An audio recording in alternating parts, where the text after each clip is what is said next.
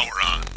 The moon is our closest celestial neighbor. It's fairly small, has a similar makeup to Earth, and there's water. It might sound like an ideal place to set up camp, but it's really not. So why can't we live on the moon? In the last decade, there's been a lot of hype about humans going back to the moon. Japan's space agency JAXA was planning to have a fully functional moon base by 2020, but that plan fell through. NASA declared they'd have one built and fully staffed by 2024, but their plan shifted to an orbiting lunar station rather than a surface one. Clearly, there's a reason these ideas keep getting nixed. Let's start with some lunar basics. Days and nights are a lot different on the moon. Daytime and nighttime last about 14 Earth days each. It can reach 250 degrees Fahrenheit during the day and drop to negative 380 degrees Fahrenheit at night. In order to survive in this kind of environment, everything from space homes to space cars to space suits would need to be built to function in varying extreme temperatures. And that's just the start of it. The moon has basically no atmosphere protecting it from the constant barrage of harmful UV rays from the sun.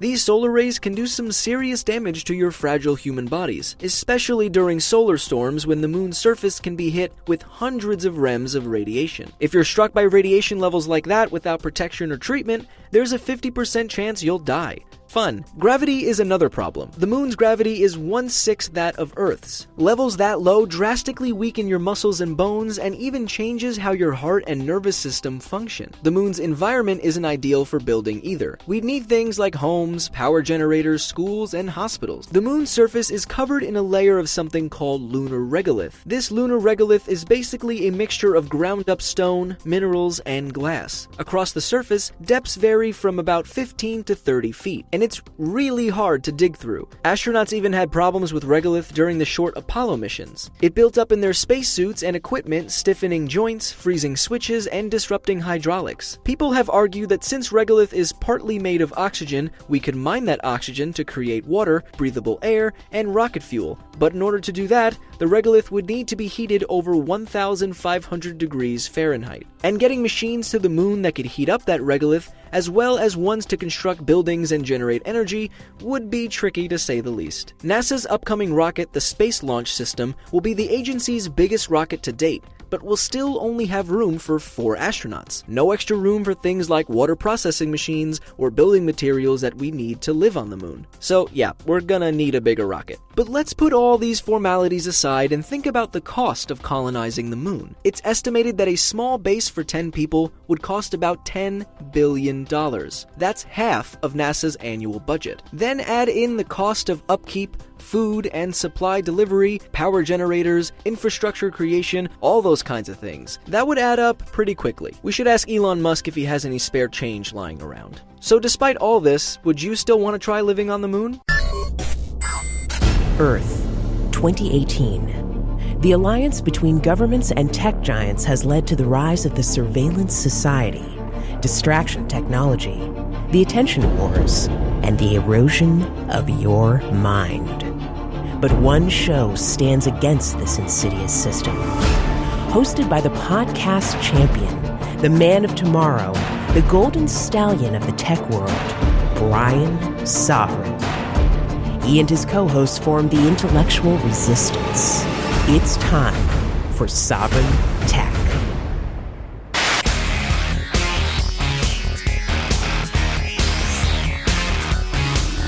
Dressing all in black, from your front to your back, and all your evil ways, they seem to go on for days, and as a matter of fact, you got one more. Smash it up, burn it down, tearing up the underground. You wanna live like a super villain, back in the lineup, before your time's up. You wanna live like a super villain. Alright. You've been knocking down these doors, you've been filling up this room. You went around the place like your name was Dr. Doom. You're a killer of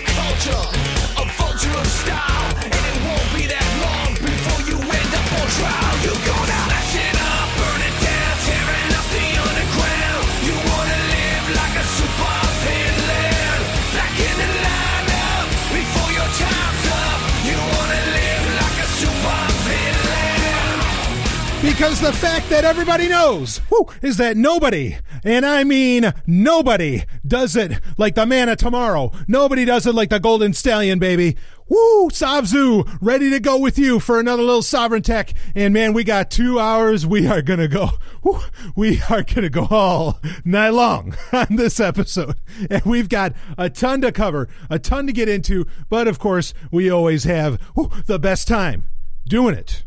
So well, you know what? Okay, before, it's not a waste of time to talk about it, but this is something, and I'll tell you, I am in awe of just how often, just like every day, how many people sign up for this, the Sovryn Tech newsletter. And I know, you got to understand, okay, it's doing really well. There's signups. I get 5, 6, 7, 10 people, sometimes significantly more than that, signing up every single day. And I am so honored by that. The next issue is coming out the week after this episode's released. Okay, the August issue will be coming out. You're going to want to be on board for that because there is some hotness, let me tell you. I mean, the whole thing's just great. Lots of great info, great videos. I mean, this is, as the boss, the lovely and hyper-intelligent Dr. Stephanie Murphy told you, I mean, this is a finely crafted newsletter that I work on. And of course, it's edited by Sovryn Tech's own Ellen Stallone, baby. So anyway, you want to be jumping on that, but I'm just honored by how many people sign up for it. But I know how many, or at least I have an idea of how many there are of you out there, you Sovryn Tech listeners. And, we're almost at 15,000 now. I mean, it just keeps growing every single fucking week. And I'm so honored by that. It really means the world to me. So you're going to want to check that out. And of course, within that newsletter, what I can tell you is that I talk quite a bit about my new book that just came out. Of course, The Sovryn Universe, Volume 1, some of the hottest little short fiction you're going to find anywhere on the planet, if I don't say so myself. But I don't have to say so myself. I've heard your reviews. I've heard other people, actually everyone that worked on the book talked about how hot it is. I mean, I love it. So anyway, link is in the show notes for that. If you want to get your hands on Sovryn Universe Volume 1, it right on Amazon. Okay.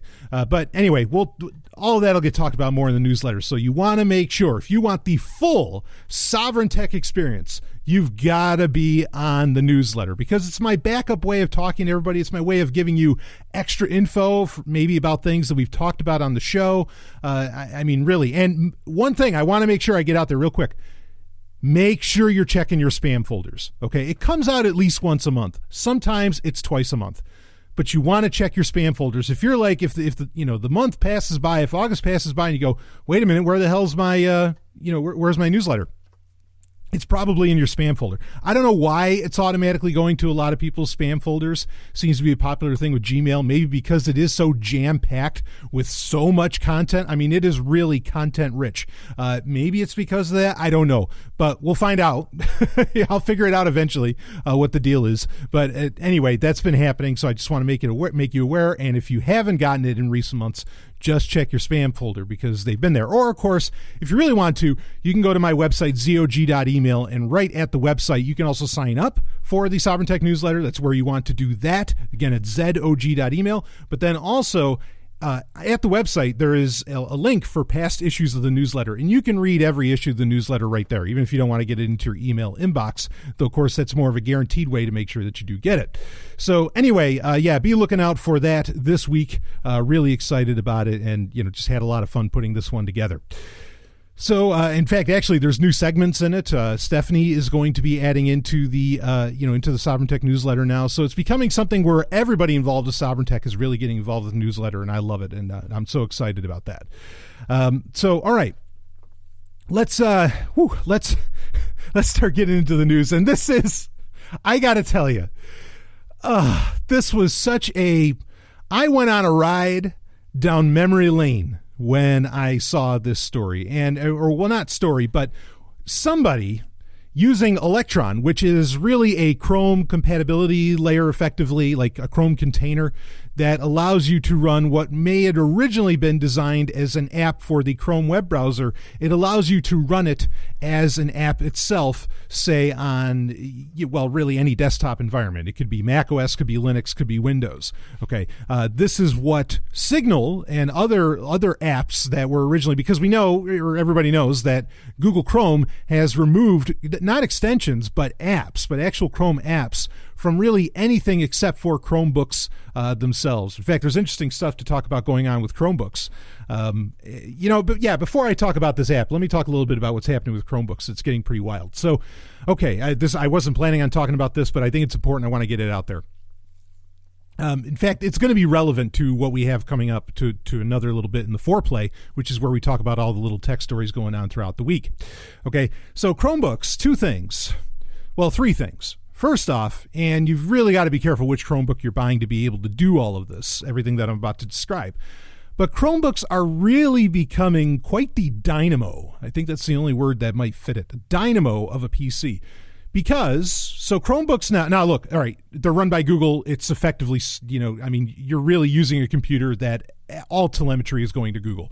Let's make that very clear, okay? So don't think, your privacy is somehow secured away from Google if you're doing this, unless you're using it as a guest user. And even then, that gets into whole kinds of other things. Stuff we've talked about in the past on Sovryn Tech is that there is a way to more securely use a Chromebook, but you won't be able to take advantage probably of a lot of what I'm about to tell you. But it is an interesting thing, and it's worth bringing up.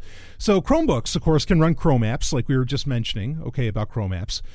Still, as to where other platforms that run the Chrome web browser can no longer do that, okay? And we knew that. We knew years ago that they were going to do that. Google gave fair warning. But now you can also, of course, run Android apps. We've talked about that, and that's becoming more popular in more stable channels on more models of Chromebooks. Okay, so you can run a lot of Android apps, which is, admittedly, that's really cool to run Android apps on a platform that has a little more balls, say maybe with an Intel chip or something, and a lot more RAM, and maybe more storage, depending upon which Chromebook you're actually getting, okay? And that also has like a full-size keyboard and effectively, a mouse. You can connect all that, of course, to a tablet. Like I have my Nexus 7, where I can connect, a Bluetooth mouse and a Bluetooth keyboard to it and almost use it like a computer. But, this is all built in. So, you can run Android apps, which is very intriguing.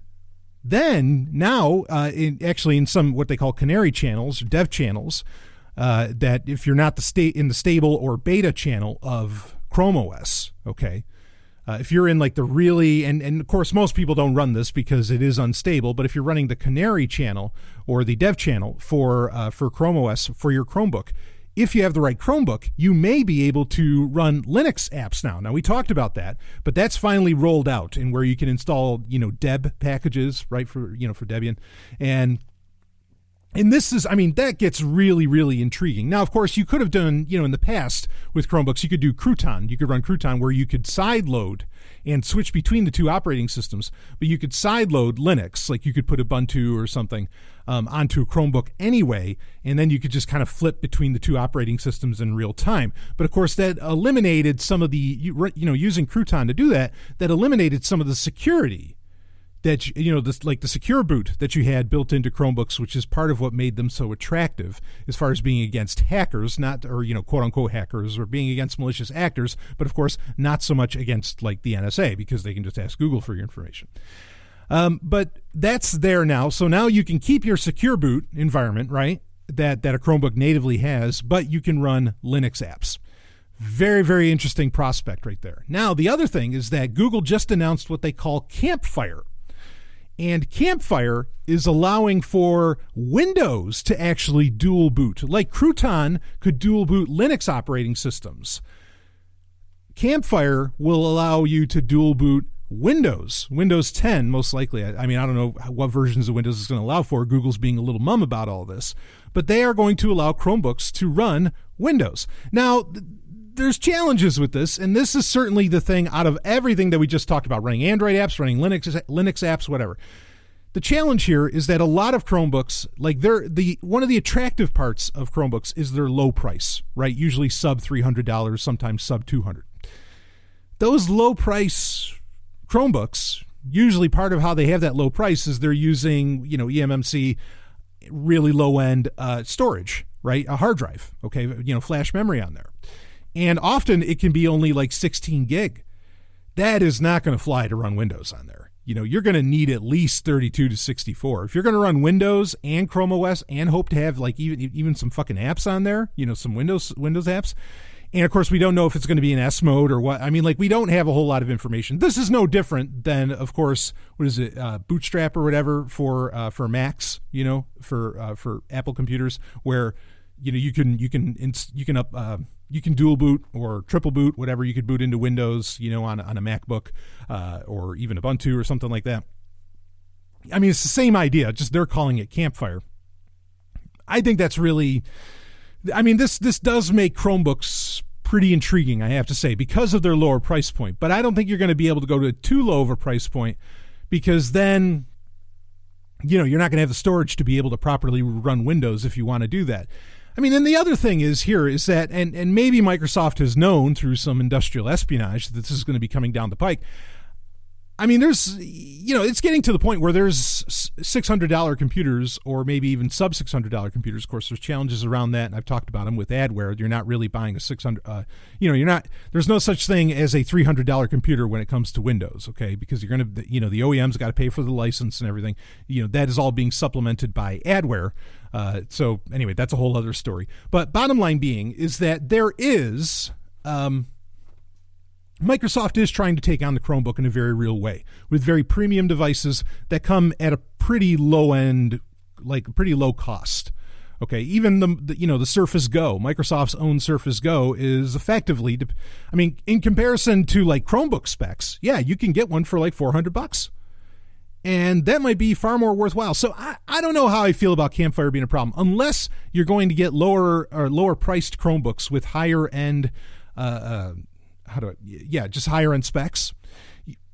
I don't see it as so much of a threat, but I could be wrong about that. But it is interesting. I mean, just how many different things kind of securely and in a very real way out of the box, how many different operating systems and apps and all that Chromebooks are going to be able to run. I mean, in a very real way, like as far as choice, they'll kind of become the ultimate computer.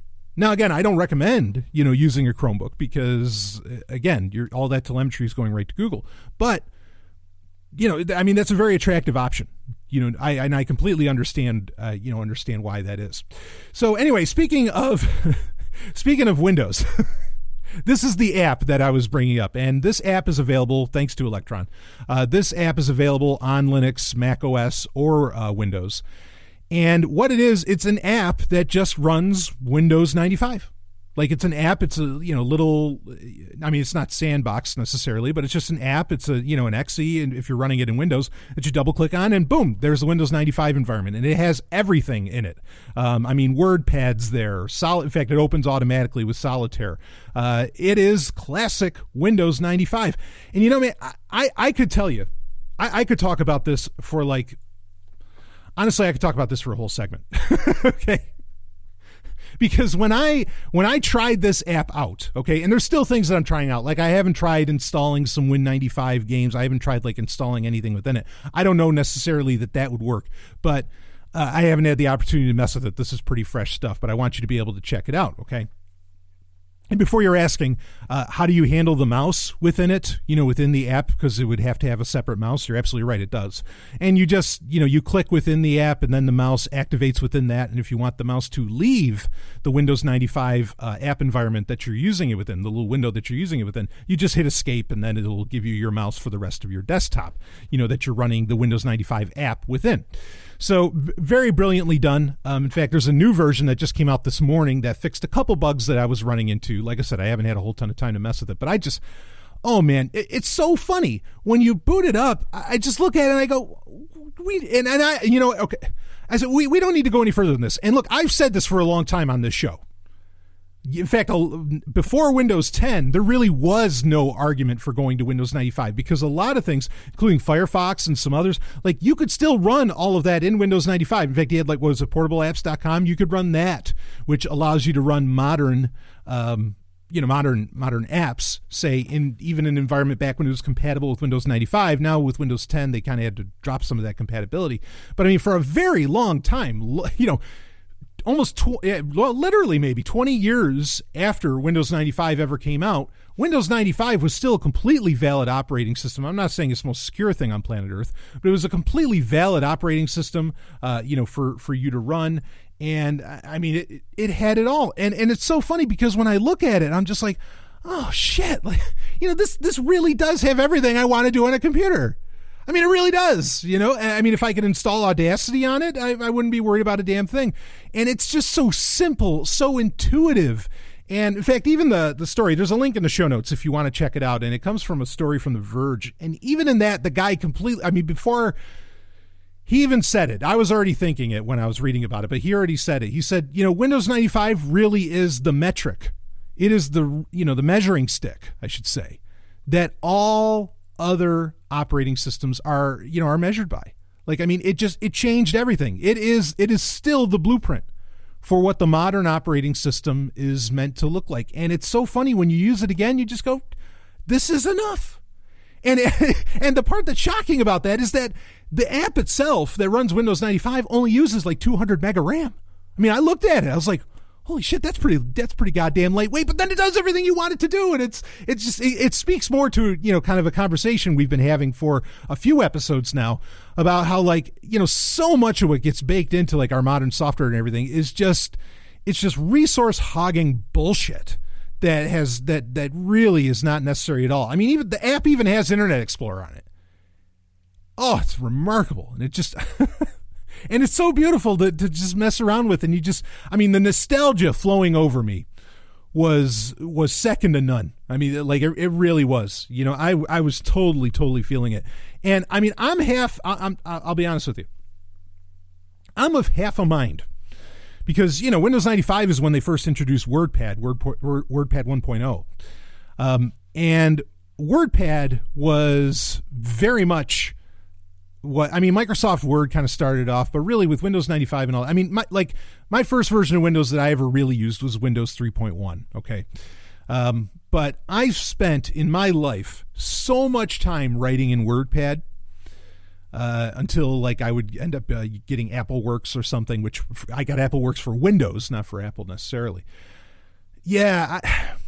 I mean, just on the feels, as they would say, the feels alone, I am half tempted to just like write everything within this app, like write all the shit. Cause I write all the time. I mean, look folks, I'm an author now. Okay. I mean, I have been for over a year, but when I first came out with the Dark Android 2017 edition, but I'm a full on author now. In fact, I was just having a conversation with a big name author recently about some stuff, but I'm not going to go down that road right now, but I'm an author.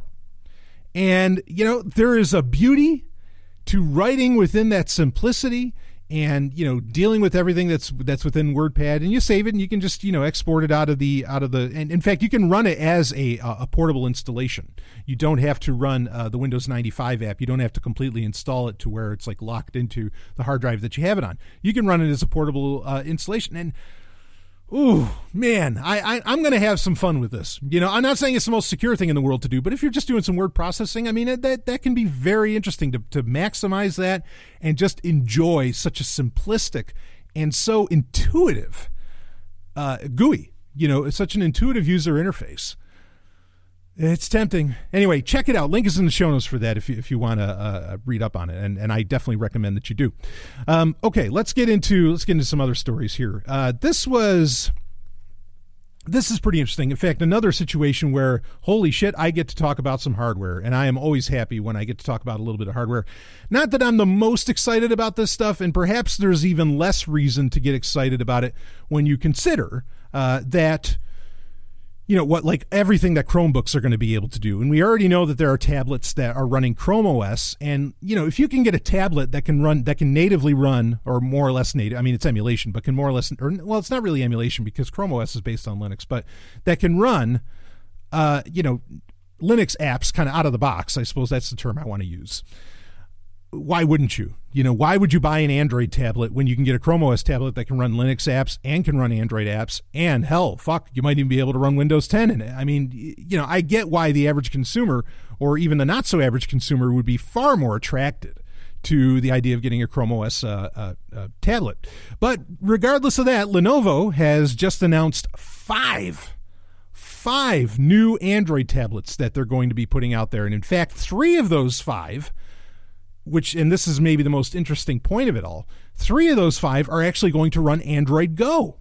which we did our huge Android Go review, where I used the Nokia 2, which is one of the first Android Go phones. Android Go, of course, is a slimmed down version of Android designed for developing markets, and it's a piece of shit. It's horrible. Or should I say, Android Go itself might not be so horrible, but the hardware that it's getting used on is, can't even run a slimmed down, does not run this slimmed down version of Android. Now, of course, the hardware that we're talking about, in fact, the hardware that 3 of these tablets are running, in fact, let's see what we got here. MediaTek MT8163B, 1 gig of RAM, 16 gig of storage and all that. That kind of processor, that kind of RAM, and that kind of storage was flagship 5 years ago and could run Android fine and could run all of the apps that you ran at the time just fine, right?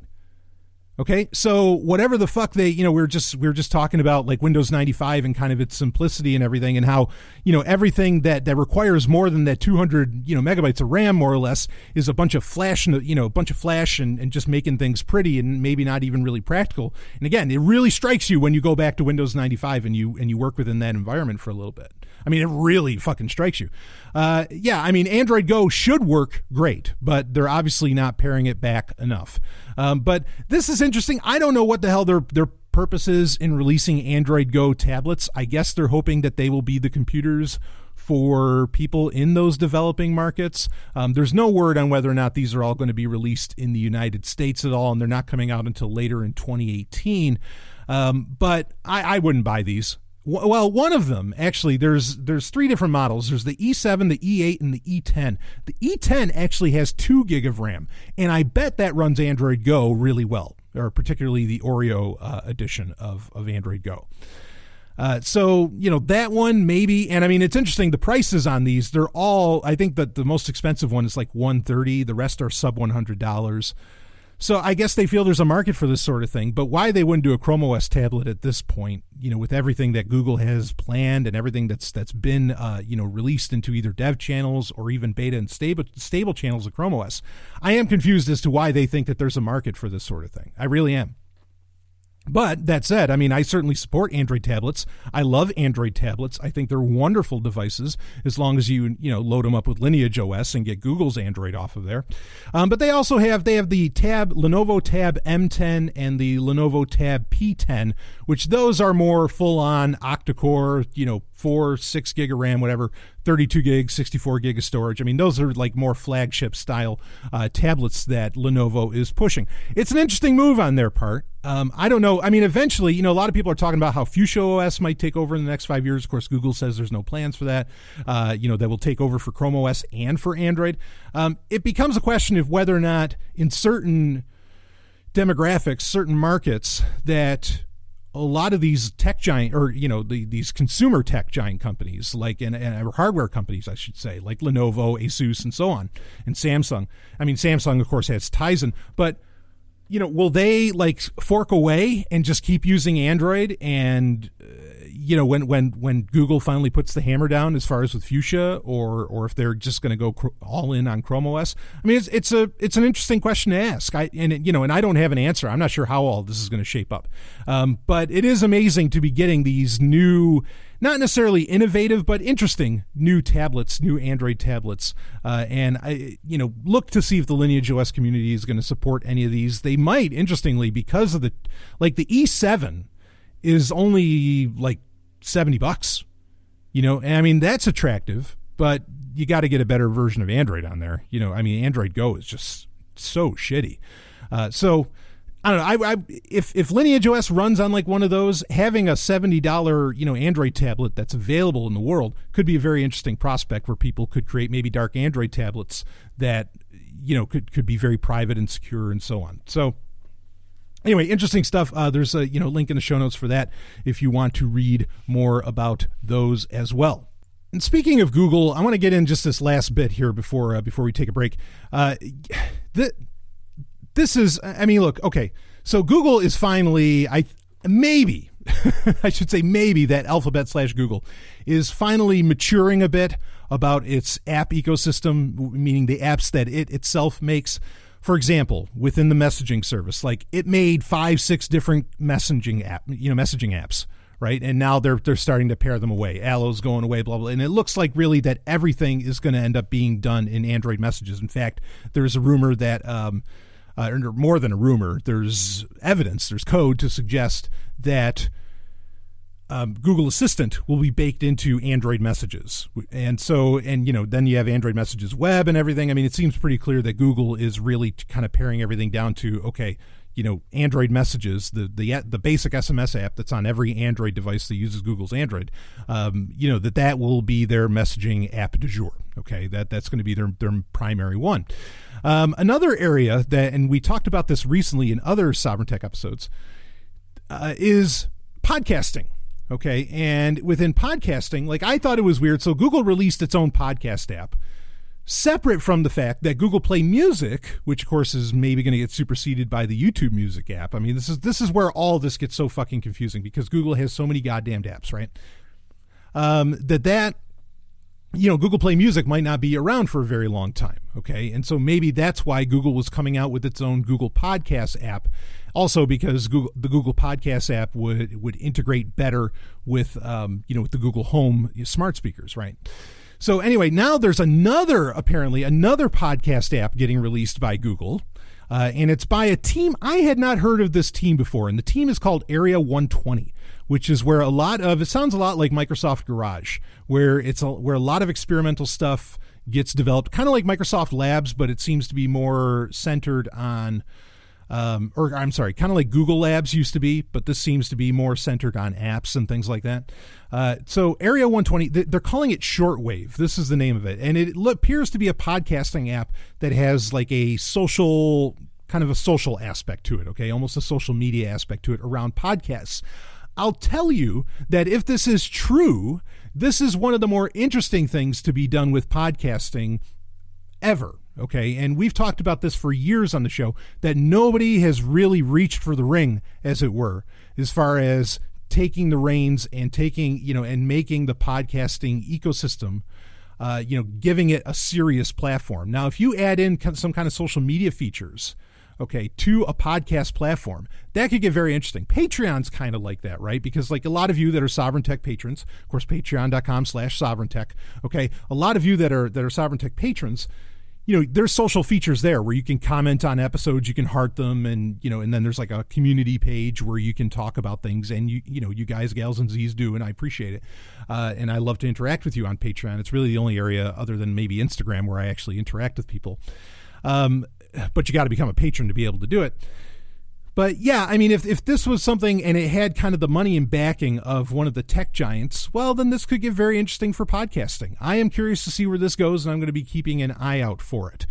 Just like any other new podcasting app that comes out that allows for, podcasts to be submitted to it and get accepted to it, Sovryn Tech will be there, even though it's Google, because, I make Sovryn Tech available everywhere that I can. I don't promote those other platforms. I only promote the show. But I make it available wherever, it can be. So it'll be there. But yeah, we'll be keeping an eye out for Shortwave. And again, this is still something, the podcast, somebody creating the ultimate podcast platform, that is still up for grabs. It really is. Amazon is not making moves towards it. In fact, it looks like they're going in the opposite direction, even though at one point it seemed they were going to go towards podcasting. Nobody's really done it yet. So maybe this is where Google's going to take the cake. I don't know. But anyway, we'll be right back with some more Sovryn Tech. Hey, look! Got an energy spike. Pull back! Launch. Now! Bombing the Narn back to the Stone Age wasn't enough for you? Then we heard it. The sound of something terrible being born. This is madness. Station 3 to Commander Ivanova. Centauri have launched a full-scale assault. Time is coming on! It's our turn now! 2 million tons of spinning metal, all alone in the night. A world where empires rise and fall, where dreams are born and die, where war and hatred are challenged by love and faith. In the third age of mankind, an age plagued by an evil empire that seeks to destroy humanity. It is our last, best hope for peace, for victory, for freedom. It is Babylon 5. Babylon 5 is available for download on your favorite torrent site. See it now to experience the greatest show in television history. Babylon 5.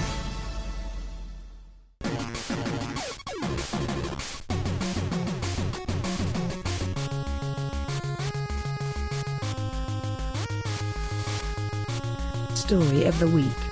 It is time for Story of the Week, where we cover one big story, that can happen during the week. Sometimes we cover two, but this is kind of the main thing. Now, I got to tell you, all right, first off, there's one little bit of story, so kind of going to do two, but really this is only to talk about for a second.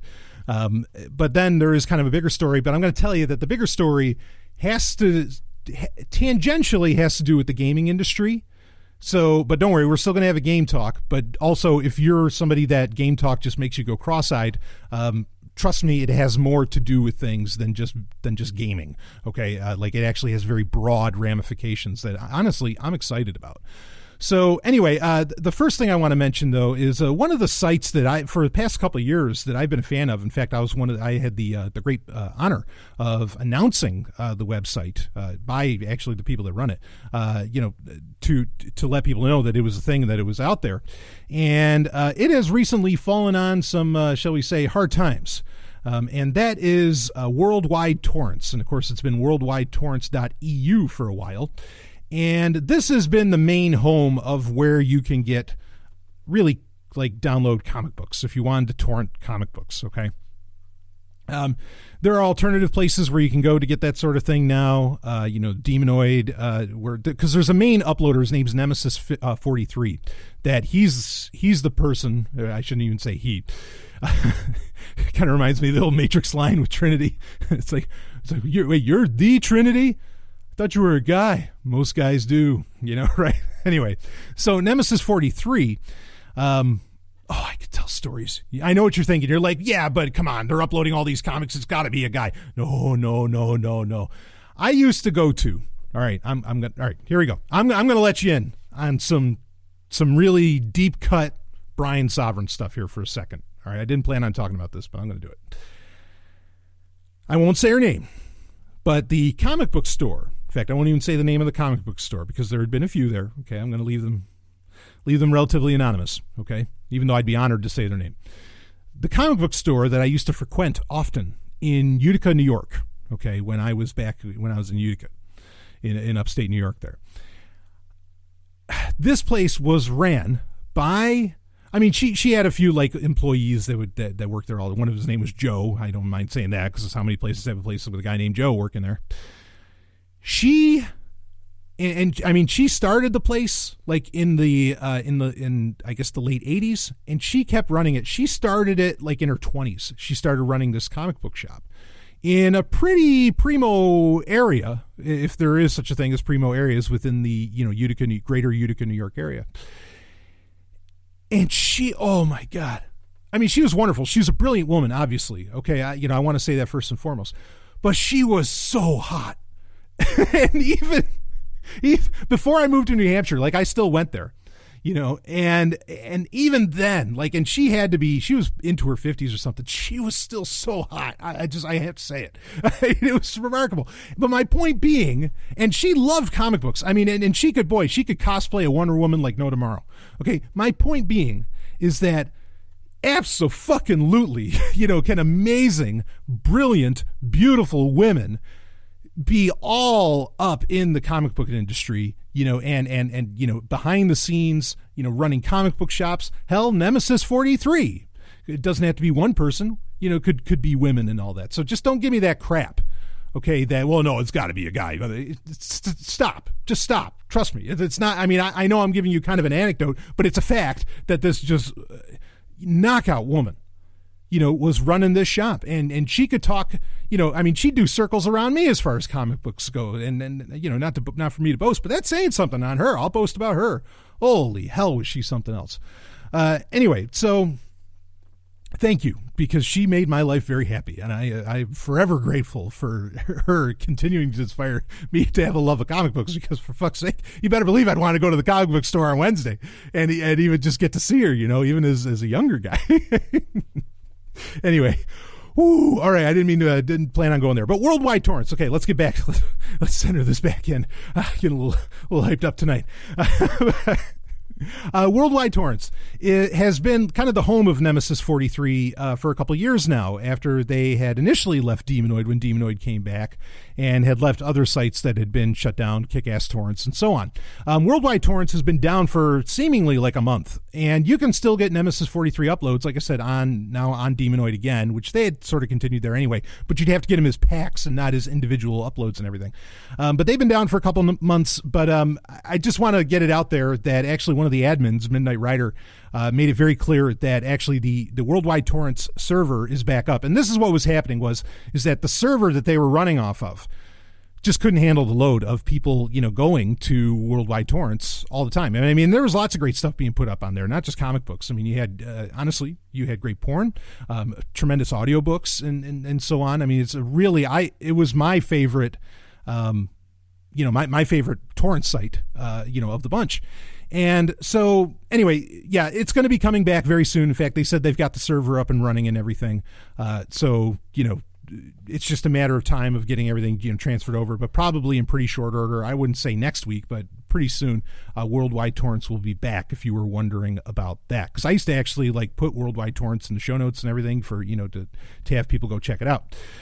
So, okay, but moving on from that, and this is kind of relative, okay, because one of the reasons that I still think, even though the torrent community is kind of fallen by the wayside, one of the reasons that I think torrenting is still so important is because somebody out there that does the uploading of whatever torrent you happen to have has probably done a great deed.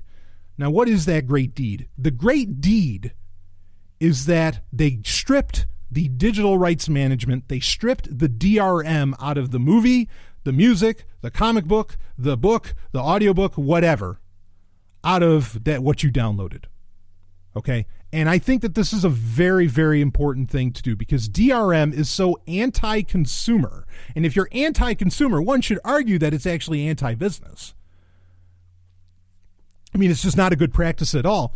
That's some of the power of why I think torrenting is, even if it's still around, it's because there are people who still give a shit, about torrenting. But I want to read this, and this is actually from Torrent Freak. GOG, I think, I found out recently after watching a documentary that was in the Sovereign Tech newsletter. You actually say GOG. GOG launches Fuck DRM to promote DRM-free art and media. This is amazing. So I want to read the story here. For several decades, video game developers and publishers have been doing everything in their power to prevent unlicensing or unlicensed copying and distribution of their products. The theory is that if games are easy to copy, people will share them around with non-paying individuals, and this will have a detrimental effect on sales for that product. As a result, customers of companies like Denuvo sink significant sums into systems that attempt to protect their games from privates. Or from privates, yeah. Yeah, protected from privates. Sorry, my mind is, you know where it went. From pirates. And Denuvo gets tough with anyone who dares to circumvent its systems. In fact, they go, take them right to court. While these kinds of anti-piracy systems can be popular with games makers, they are invariably unpopular with consumers. Games protected by leading anti-piracy systems come with a number of restrictions, meaning that titles cannot be easily backed up and may even lose functionality altogether should developers make that decision. Bucking this trend is the gaming marketplace, or in the gaming marketplace, are the folks behind GOG, the digital distribution platform for DRM-free video games and video. Brought to life by Poland's CD Projekt, GOG, I'm so used to calling it GOG. GOG has been offering content without DRM for more than 8 years. It's a strategy that has proven extremely popular with the gaming public, and as a result, GOG has become synonymous with content freedom. In a fresh move to enhance this reputation, GOG and owners CD Projekt have launched a new portal with the eye-catching title Fuck DRM, and it's actually FCKDRM.com. It's brilliant. The platform aims to promote GOG and other companies with a similar ethos, including those offering DRM-free music, books, and video. DRM-free approach in games has been at the heart of GOG.com from day one. We strongly believe that if you buy a game, it should be yours and you can play it the way it's convenient for you and how others want you to use it, end quote, GOG said in a statement. Quote, the landscape has changed since 2008, and today many people don't realize what DRM even means. And still the DRM issue in games remains. You're never sure when and why you can be blocked from accessing them. And it's not only games that are affected, but your favorite books, music, movies, and apps as well, end quote. Through the Fuck DRM portal, GOG also hopes to educate people while igniting a discussion about DRM. The company wants to help consumers understand the implications of DRM, how it affects purchased content, and how the absence of DRM in a product leads to various benefits. So this is a beautiful, Stanley breaking in, this is a beautiful fucking website. Beautiful website and a beautiful name. Damn right, just say it. Fuck DRM. I love that. Okay. And it brings up everything. And what's so great about it, again, this isn't just about games. Bandcamp is involved with this, which I actually, my own music that I do, Audio of the Ancients, that gets done. You can find all that on Bandcamp. They're the only people that I actually sell through. I mean, they're like, part of that is because they have this anti-DRM. I mean, you can listen to my music totally for free on there. Yeah, I mean, you can't download it, but you could stream it there. And then if you buy it, you can download it. And I don't charge a crazy price at all. So, but again, that's Audio of the Ancients. But I love this because there really needs to be, I get asked about this so many times about, well, what's the big deal about DRM? Shouldn't companies be able to put in some kind of copy protection, blah, blah, blah? Sure. Should they be able to? Yes. Should they? No. Absolutely not.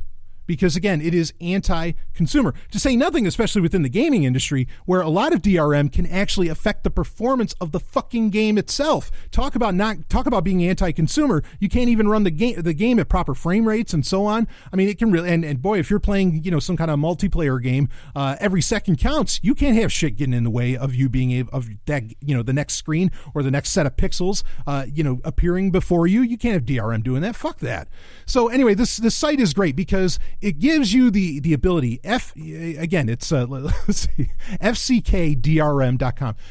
The beautiful thing is that is an easy URL that you can just give to people, and it so brilliantly and succinctly and simply explains why DRM as a whole, not just in the video gaming industry, but in every part of the digital industry, why it is so dangerous, why it is so anti-consumer, why it's such shit. Frankly. In fact, here, this is a little graphic from the site. This is the benefits of DRM. What's important about DRM free? And it kind of has like an X and a check kind of setup. So it says here's the first part. Lose all access, just like that. Online ownership checks can and do fail. Scheduled downtime, technical issues, and corporations shutting down are just everyday facts of life. Saying that, if a company shuts down or whatever, and it's not DRM free, you lose complete access to your game that you might have paid anywhere from $60. And if you did add-on content or IAP or something, it could be in the thousands of dollars that you just completely lost, all because of digital rights management. Okay, then it says, when you are, so with DRM free, that's not possible. That's their point. Now, what is possible with DRM free? Backup, copy, and use anywhere. No one else gets a say in how you store and access your media. You bought it, you own it. That sounds like a pretty basic concept that consumers would appreciate right out of the gate, I would think. But most people don't understand that DRM is actually keeping them from doing that. They just don't know. And that's why a resource like this is so important, and I'm so glad to highlight it on the show, and I wanted to be front and center. Access offline. Don't rely on your internet connection. If not on principle, then for stability and convenience. And I stand on that on principle. In fact, that's why my game company, which I sell my games, GOG, my games are adult and erotic, so GOG doesn't exactly play ball with that. And that, or GOG, I'm sorry. And I'm not holding that against them. I mean, whatever. They do allow for some, but they have, a very high bar of like what kind of titles that they're putting in. And that's fine if my games don't exactly, meet their criteria of what they want. But I sell mine through itch.io, and you can go to zog.itch.io. Now, what does that ZOG stands for? It stands for Zomia Offline Games, because I completely agree with this. There's no DRM in my games. I want you to you buy it, you can copy it, back it up anywhere, and you don't have to be online to fucking play it. Damn Skippy, baby. I love that. Okay, here's the next one. Keep your consumer rights. Don't hand your rights over to corporations that wouldn't trust you. Some relationships are based on trust, others on control and suspicion. And that brings up such a beautiful point about DRM, is that is effectively, corporations not trusting you, but then they're asking you to trust them that their DRM isn't going to fuck your shit up, right? That's a one-way street. That's not two-way. That's not trust. Yee. Ever thought about it that way? Brilliant website to be bringing all this up. And here's the next one. Support digital preservation. By choosing the right sources, you know that the content you bought will remain with you, no matter when it was created or for what hardware. And this is another huge point. Digital preservation. This is, in my opinion, this is so fucking key, and DRM gets in the way of all of this. A lot of different styles of content can kind of get in the way of this, and I have very varying problems with them, especially within the gaming industry, but certainly within other industries as well. Okay, digital preservation. People are creating the most beautiful pieces of art. Sometimes they're video games, sometimes it's something else, music, who knows, okay? If that is solely under the control of some company that could get shut down tomorrow, all of that art can just be lost. And without art, we're not human. Accept that fact. So digital preservation in today's world, in the way that, the creation of art has been so democratized and so on, thanks to computers and digital technology, digital preservation is all the more important. And it's a huge reason to take a stand on this stuff and fuck DRM. Like I said, should a company be able to put in DRM? Sure. Like they can program their shit how they want to program their shit. But should they do it for the consumer? Fuck no. So fuck DRM. FCKDRM.com. I think I'm so glad that this site is out there. Share the site around. Tell people to go read it. I mean, it's going to catch their ear, as soon as you say fuck. Like, wait, there's a website, that's not run by Pornhub that says fuck. Please. Get this out there. I think this is such beautiful activism, and it's far more important than the video game industry alone, and I think GOG knows that, and that's why they're partnering with so many people. And if you happen to be listening to the show and you happen to run a business that also has a DRM ethos, I totally recommend you get in touch with GOG and get listed on this. There should be 1 million companies listed on this page, not just 5 or 6. Make it a big deal. You got to start demanding. I mean, and that's why, I'm not doing an advertisement for GOG here, but I do buy if I have the option of buying a game on GOG or Steam, I buy it on GOG. Okay, and I know I love Nintendo, and Nintendo's bad about DRM too. Well, let's start sending those signals out saying, God damn it, no more DRM, no more of this crap. So anyway, we'll be right back with some more Sovryn Tech. Woo! Hey, I tell you, you want to get on with something that respects your privacy, respects your security, and respects you as an individual? Let me tell you what you want to check out, okay? There's a blockchain technology out there that gets me so excited, gets me so hot. And that is ZenCash. Now, ZenCash, why don't you go to ZenCash.com to check it out. Sovryn Tech sponsor. They are so on board with so much of what we talk about on Sovryn Tech. You want a technology that uses the latest in cryptography, like ZK snarks? You want all that stuff getting encrypted? You want all that action? You want money like ZenCash? Or you want an entire platform that you can do publishing and so much more on? That is ZenCash. Go to ZenCash.com. They'll get you your hookup. ZenCash.com. And I thank them for sponsoring Sovryn Tech. Woo! This week in blockchain. Oh, got a new little segment for you here, darling. Yes, this week in blockchain. So I have a segment now where every week, as long as the segment fits in, every week I am going to talk about some kind of blockchain story, or, if we have to get into DAGs or some other things like that, certainly I can do that as well. But anyway, this week, so we'll talk, and we'll talk about all kinds of different stuff. We'll talk about Bitcoin. We'll talk about, the altcoins, even though I think I don't really hear anybody like talking about altcoins anymore and using that term so much. It seems like everybody has finally come to accept, okay, no, there's more blockchains than Bitcoin. Even though there's people who still fully support Bitcoin and Bitcoin alone, and I don't mean Bitcoin Cash, which, boy, down 90%. It's to where Bitcoin is only down like 60, and actually it's kind of back on the rise. Oof, I don't know, but anyway, it does appear that at least in the Within media outlets, it appears that, the term altcoins is really kind of falling out of favor, and people are just talking about these things as if, no, they exist, and they're just as kind of, amenable as Bitcoin. I mean, I'm very much a Bitcoin supporter. Again, I mean, Bitcoin Core. And I mean, I don't mind that anything else exists either, but that's the thing. It's like, I'm a supporter of that, but also, I'm all about, ZenCash, Zcash. Tron is interesting. I mean, you got all these different ones, that are certainly worthwhile talking about. And, I've been talking about the blockchain space since it started, well, not since it started, but since Sovryn Tech started, I've been talking about the blockchain space quite a bit. In fact, I've had people complain that I talked about it way too much. Now it's just like, it's a part of, everybody accepts that it's a part of the tech industry.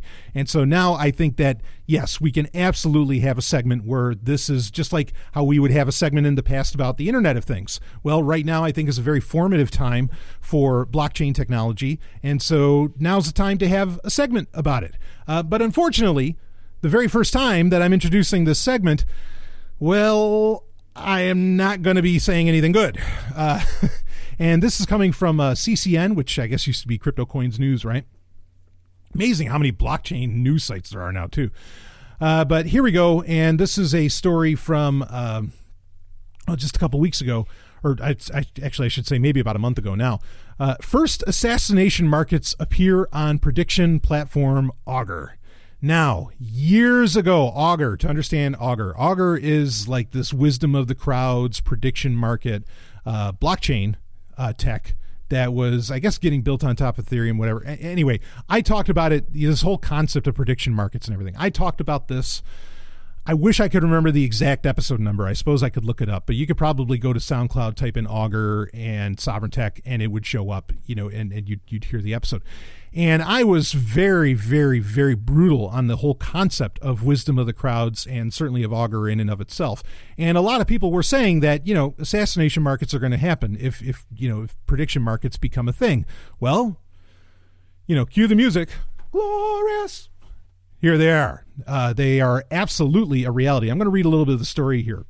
Everyone knew that, again, this is the story. Everyone knew that it was inevitable that assassination markets would quickly pop up on decentralized prediction market platform Augur. Stallion breaking in, yes. I remember having conversations with all kinds of people, blockchain luminaries, as it were, at the time years ago. And we all knew that this is going to happen. So anyway, but did anybody try to stop all this? Well, but that doesn't make the fact that users are now betting on whether U.S. President Donald Trump will be assassinated by the end of the year any less jarring. Here's kind of a subtitle. Assassination markets let Augur users gamble on Trump murder.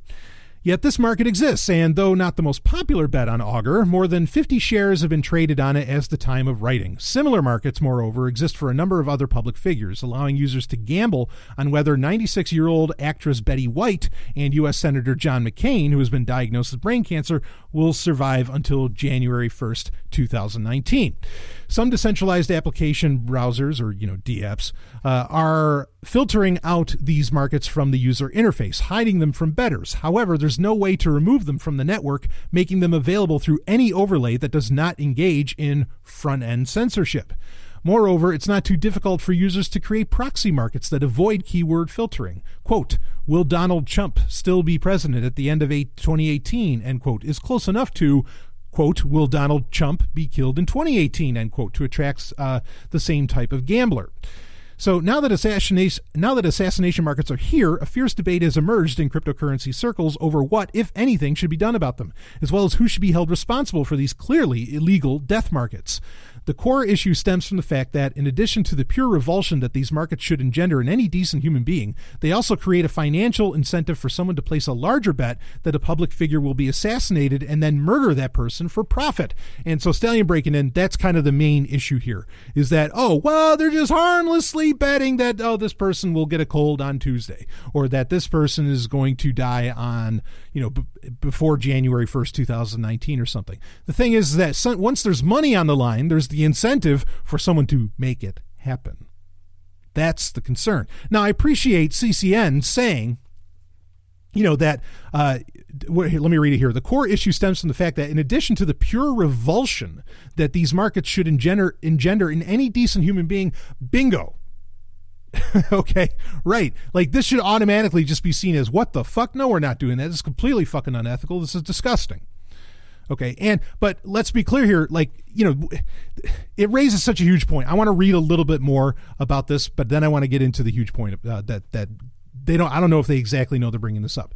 Consequently, the mere presence of these markets makes it more likely that these events will occur, however slim that increase may be. Augur supporters argue that projects' developers should not be held liable for how a decentralized technology is misused, since the creators do not have the power to censor unethical markets. Many have also compared the platform to the propagation of technologies like encryption and cryptocurrency, tools which have been used for both social good and criminal activities. Certainly, they've been used for criminal activities. I mean, the U.S. government uses Bitcoin every day to fund CIA operations and whatever else. So, and then that's, I mean, there's nothing. Perhaps, the U.S. government is probably the most criminal organization in the world. Death markets, by extension, are a necessary evil if one hopes to achieve censorship resistance. So, all right, well, there's a little bit more. However, up until 12 hours ago, Augur's developers possessed a kill switch that could lock up all contracts on the network in the event of a critical bug and save the platform from falling prey to another DAO hack situation. Because 2 weeks had passed since the platform's launch without such an incident, they transferred ownership of the kill switch to a burn address, meaning that no single entity can control the network. Aside from questions surrounding the legality of prediction markets in general, some have questioned whether the fact that assassination markets appeared prior to the destruction of the kill switch makes Augur at all liable, particularly in the horrific event that someone committed murder as a result. Anyway, yeah, they go on to say that, look, the team at Augur knew that this sort of thing was going to happen. What do you do? Okay, I agree. You can create a technology. Technology can be, depending upon things, can be just a tool. Okay. And granted, you have the philosophy of the people, like the philosophy of the people at Augur is like this concept that they believe in the wisdom of the crowds, that somehow that can create this really, not just simple prediction markets, but might even, create alternative forms of governance that might be freer in people's minds. And I say that, I put emphasis on that, in people's minds. I don't know that I would argue that it wouldn't make anything freer at all. In fact, I would argue that prediction markets in and of themselves are a foolhardy attempt at anything. For example, the example that I often bring up when we talk about prediction markets, because Augur wasn't the only one trying to do this, and certainly, I mean, hell, even Microsoft is in the prediction market game. They have their own kind of thing. Of course, it's not necessarily blockchain based. But the point that I bring up all the time is the classic Gary Kasparov versus the 10,000. And what this is that it was an attempt at literally over computer network trying to beat Gary Kasparov, the great chess player, the chess champion, beating him using the moves and actions and averages of 10,000 people. So effectively, it was Gary Kasparov versus the wisdom of the crowds. Guess who won? Gary Kasparov. Because there's something to be said for when you have like a more like single-minded focus and you can achieve more.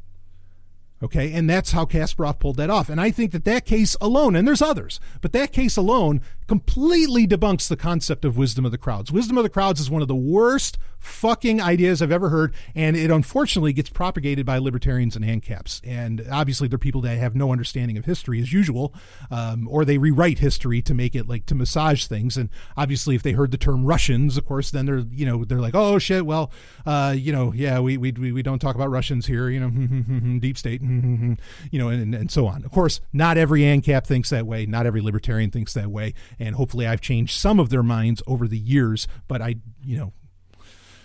can't help but get that one in. Anyway, so, what do we do about all of this? Well, here's the funny thing is that now I'm an anarchist, okay? And yes, I want the state to go away. Absolutely. I am so on board with the state going away, as soon as possible, please. That'd be a wonderful, wonderful thing. However, just because the state goes away doesn't mean that suddenly we're in some kind of pro-human, let's lift up the human condition, utopian paradise. That's not what ends up happening, because this is not a government-run organization. This is nothing of the sort. This is totally privatized, and yet, however, we have people who are setting up the most unethical, the most disgusting financial markets, I guess you could say, that being the assassination markets, that any human could really come up with, because I don't think there's any more deplorable act than killing another human being. We have to. Here's how you solve this. Do you do something to the code? No, there's nothing to do to the code. Okay, I mean, is our prediction markets a terrible fucking idea? Yeah, so we really shouldn't even have Augur in the first place. Okay, but aside from that, this is what I need you to understand, okay, is that the only way that we actually get to a world, the only way that we get to human interactions that uplift the individual, that uplift humanity, is by changing hearts, not by economic practices. What are you talking about? This is economics. Death markets? This is capitalism as blood sport. Do you understand? I'm not saying to shut it down. Okay, I mean, that, you know, self-policing can happen anyway. Just like, you know, when you get those horrendous, child porn rings and everything on Tor. There's already users on Tor. There are hackers, and I say that hackers in the heroic sense. There are heroic hackers that shut those sites down. They take action. Okay, and they say, fuck you, and they're gone. And good, because half those are run by the FBI. You have to, it's something you've got to, it's innate, and I use the term heart. You've got to affect the human heart. You've got to change the human heart. Okay, we have to explain why these things are ethical or unethical. Okay, we have to have a deep understanding of that. We have to educate people. You're not going to code this shit out of existence. It's not going to happen. You're not going to code people to acting right. Okay, and you, damn it, you shouldn't even in the first place. So there's no, like they said, both the people who developed Augur and the people who've known about Augur for a long time, we've all known that this was going to happen. Okay, now, I mean, granted, yes, I've been saying for years, no, don't do prediction markets. This isn't necessarily the reason. The reason is that they're fucking inefficient. Okay, they're not even an incremental step to anything closer looking to freedom or to, some kind of like great economic boon. They're not even that. So don't bother. But somebody bothered. And so what does that highlight? It highlights just how shitty people are, governments or not. And so stop playing politics, stop playing economics, because, if we just take over economics, we create things like Augur, everybody's going to get rich. Why are they going to get rich? By fucking betting on people dying and then, causing a murder? Like hell. There's only one way you improve life for humanity. There's only one way, and that's through education. That's through getting people to understand the core of what the human condition is, for getting people to understand ethics, for getting people to understand what it means to even be human. Because let me tell you, being human doesn't mean being rich. Being human doesn't mean, it doesn't mean any of this.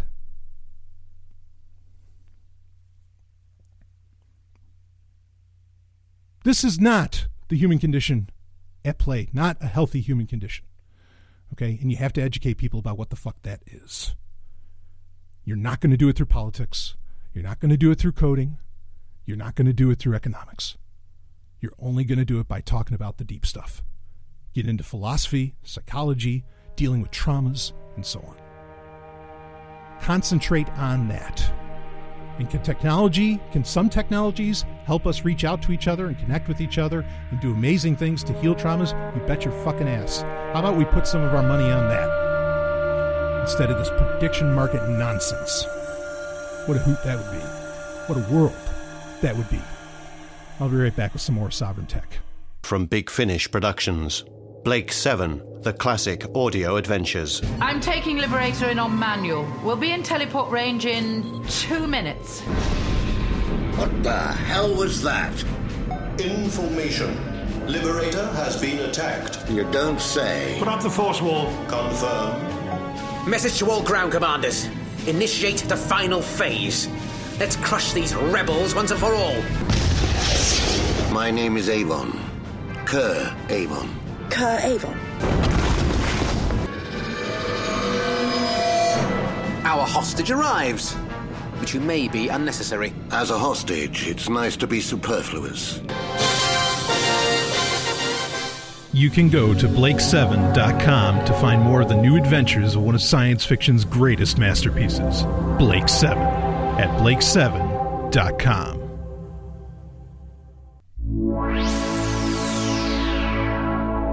Important messages.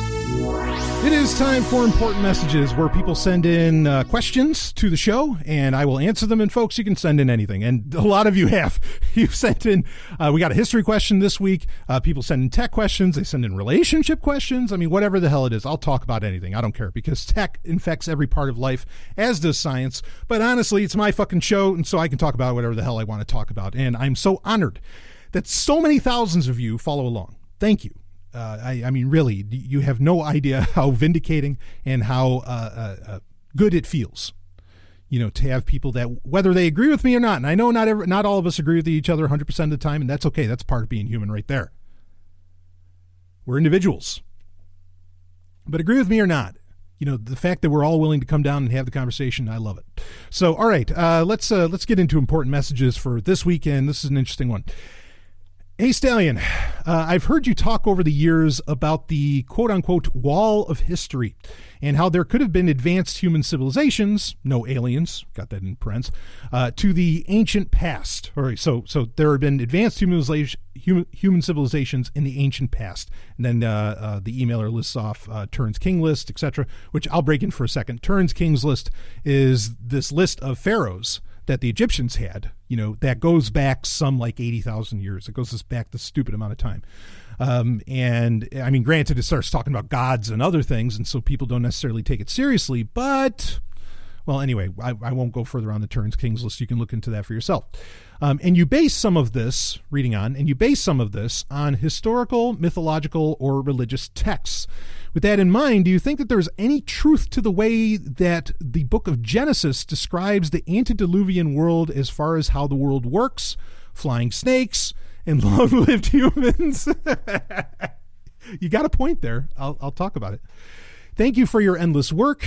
I'm a patron, so feel free to answer this on either platform. Of course, yes, I do a Wednesday Q&A every week where I get into all kinds of questions that get sent in to me on Patreon every Wednesday again. And you go to patreon.com/sovereigntech to get your hookup on that. Just $1 a month. That's all you got to do. Some people do a lot more, but anyway, that's all you need. And you get thousands of hours of content. It's amazing. Okay, so to talk about this, first off, great question. And a lot of people I don't think even pick up on this.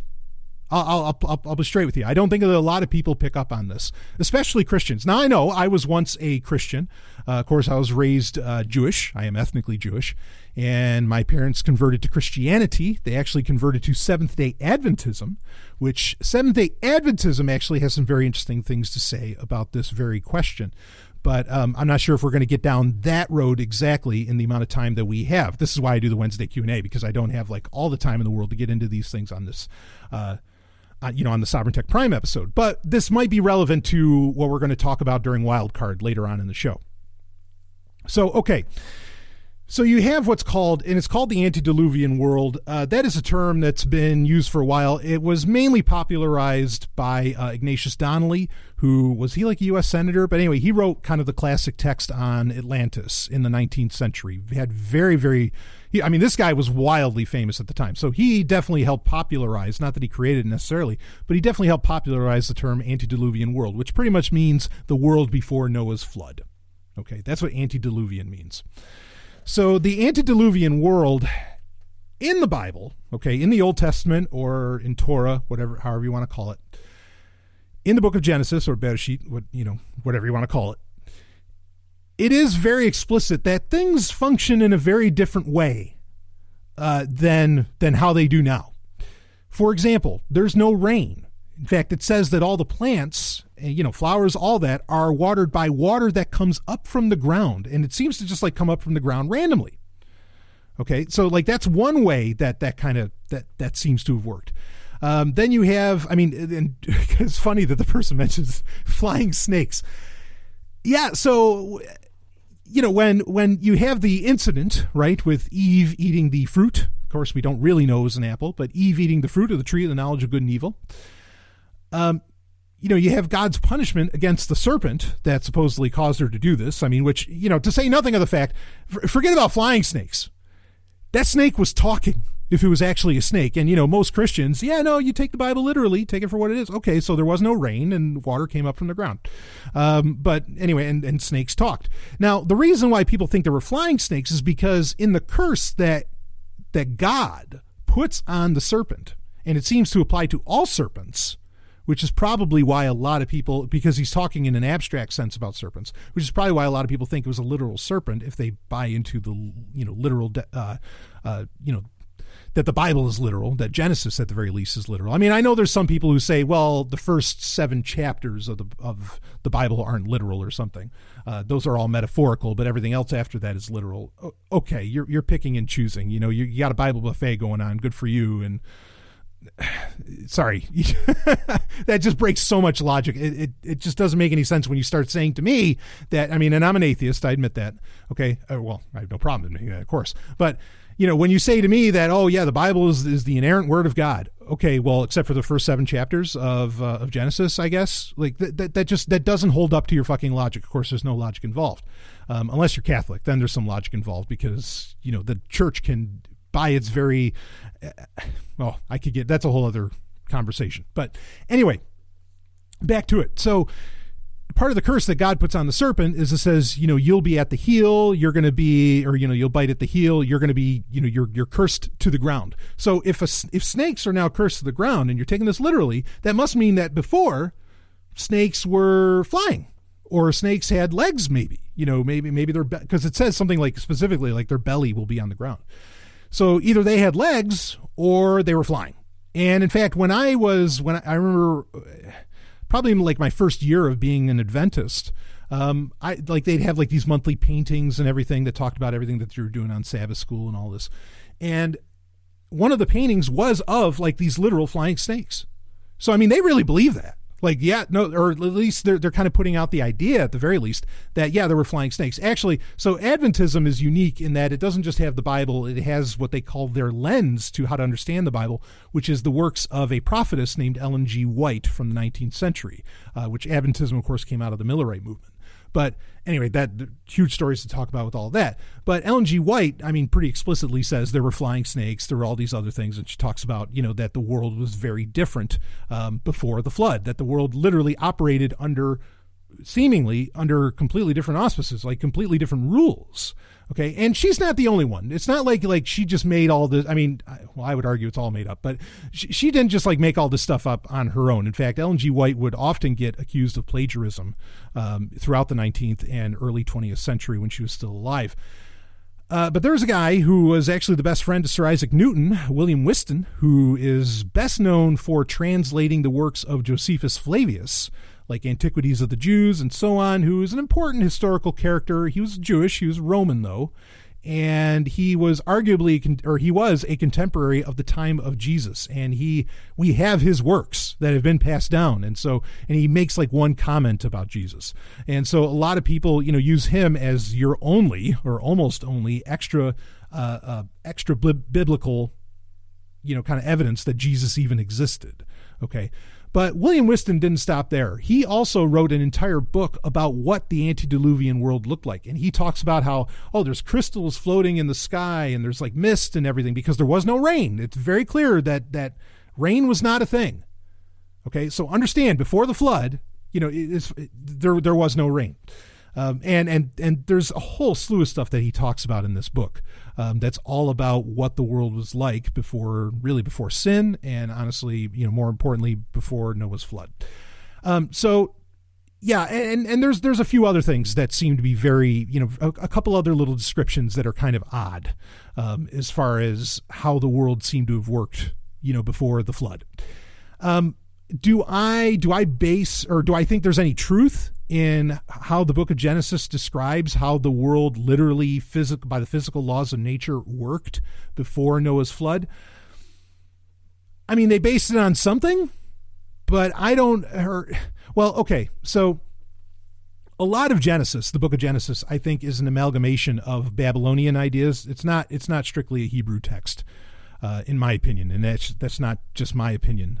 In fact, the Jews admit that they lost the Pentateuch. They lost the books of Moses, and Genesis is the first book of Moses, and that they found them. And I think that that's a very specious claim, if we're to accept any part of this as history. And there's lots of parts of the Bible that I absolutely accept as history, especially throughout Torah, that I accept as history. But yeah, I mean, to say, like, do I think there's any truth to what's being said there? Well, they got the idea from somewhere. And one could get pretty fanciful into where the hell they got these ideas, okay, of like, wait, there's no rain and water just came up from the ground and so on. I don't think they would have just made that up. Like, it's a weird thing to make up when you live in a world, or when, obviously, if Moses was transcribing things, like, and I don't think he was literally transcribing them. Like I said, I think that the book of Genesis, well, I mean, this is a very popular idea in biblical scholarship, is that there's actually like 5 authors to the book of Genesis. It's a compilation. It's like a bunch of stuff put together. Okay. And again, I would argue some of that was Babylonian. If you live in a world where there is rain, and as far as we can tell, and based upon geological evidence and other things, there's been rain for a good long while, for thousands upon thousands upon thousands of years. Like, the bottom line is either this is kind of the conclusion that I would come to on this, okay, is that either they are describing a time long before there were humans, because as long as there have been humans, a few 100,000 years, we have geological evidence that there's rain. So Genesis can't be literal about that, okay? So either they're describing some kind of time before then, which, again, even describing a time where there isn't rain, I mean, it's just like, that's practically impossible, but whatever. I say practically. Describing that, or they made it all up, or when you're talking about the world that Adam and Eve were inhabiting, okay, and I don't mean the world, I should say more the area. How about I put it that term?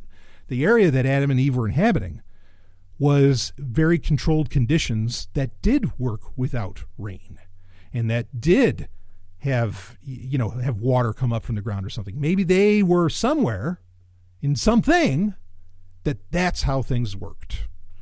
Some kind of, I don't know, simulated environment, a lab. I'm getting fanciful. I'm not saying I believe that, okay? I'm not saying I believe that. I'm just saying that that's not, if you were to take it literally, that's really not an unfair conclusion to come to. Because you can't, I mean, if you're trying to be scientific about it, I mean, and that's already problematic when you're dealing with the Bible, okay? But if you're trying to be scientific about it, well, you can't have a world without rain. Not at a point where humans would see it, whoever they are. And especially if it's Adam and Eve, we're talking, 6,000 some odd years ago, right? So that doesn't make any damn sense. I mean, and you could say, well, but God caused it and all that. Well, if you believe that God did it, okay. But like, even then, like, run that by me. Like, why did he completely change the way that the world worked? Because, I mean, this is the idea that it didn't have rain also, is that it was terrifying when the flood started and water came down from the sky. That was terrifying because no one had ever seen that before. That's kind of the argument that gets made about this, and partly why there isn't rain. William Whiston makes that point. So do others. Okay. And it's kind of, very much implied in what's being said within the book of Genesis.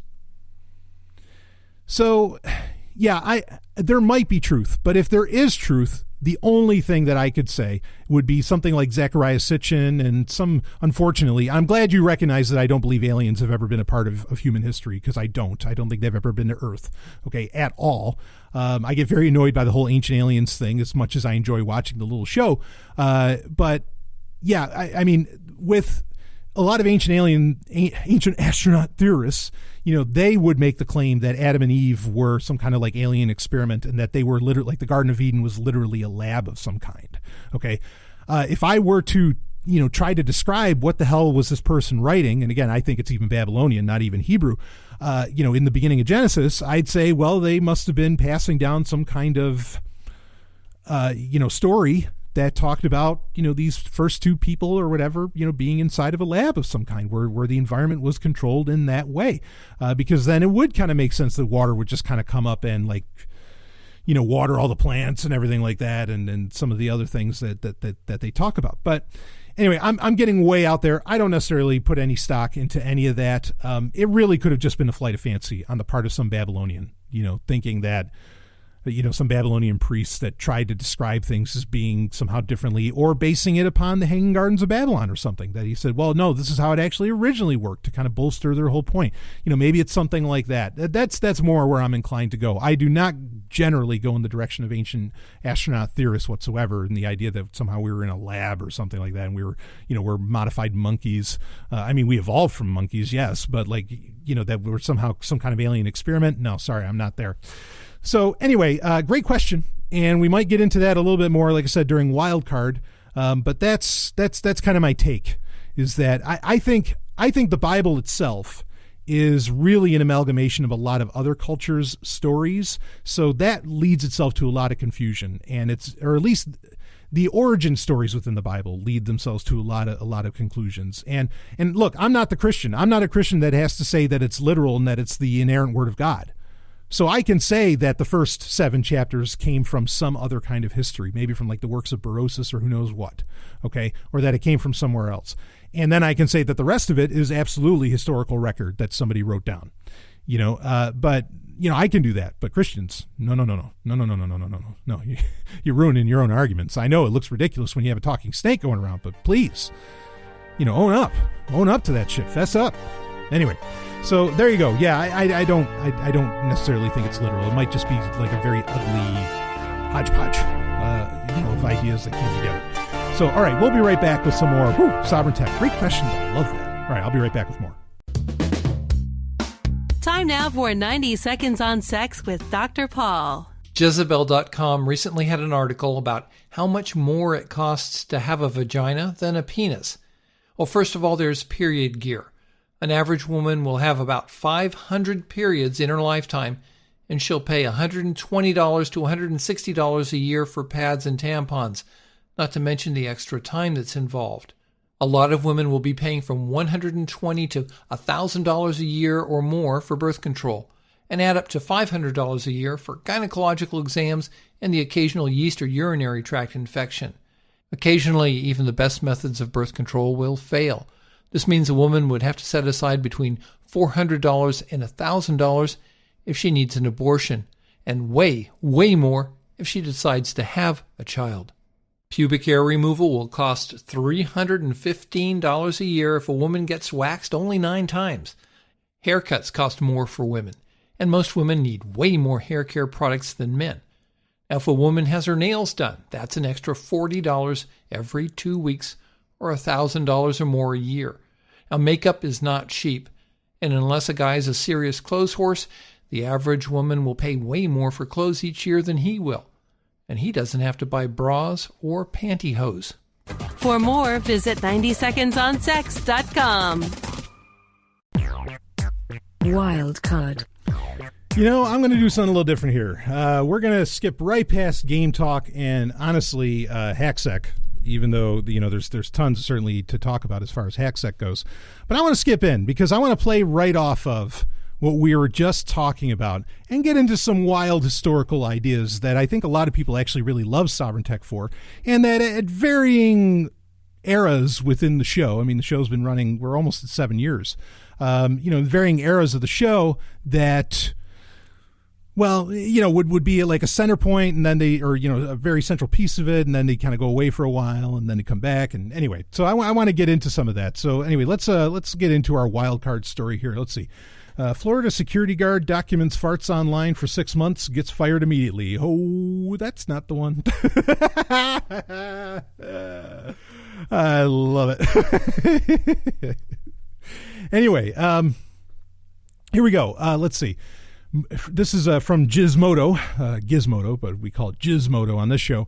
Moon could have been habitable once, scientists speculate. Woo! And this is from July 24th, 2018. This is fresh by Ryan F. Mandelbaum. Let's read it here. The moon today is not habitable. It's covered in potentially killer dust and seemingly dry as a bone. But though it seems wild to think, a new perspective wonders, what if the moon used to be friendly to life? Now, as you heard at the beginning of this episode, I played that little clip where they were talking about what would it be like to live on the moon now? Well, perhaps the more interesting question, I mean, first off, yes, let's get to the moon, but, and live there, okay? Set up whole colonies, Lake Tycho, the whole thing, okay? Let's do that. But a more interesting question to ask is, well, wait, was it ever habitable in its past? I mean, there's a lot of speculation around the origin of the moon anyway. Is it just a chunk of the Earth that got knocked off? There's a lot of oddities about the moon, honestly. And I'm almost reticent. I want to bring this up, and I'm glad it's coming from Gizmodo, because as crazy as they are, they're not seen as unscientific anyway.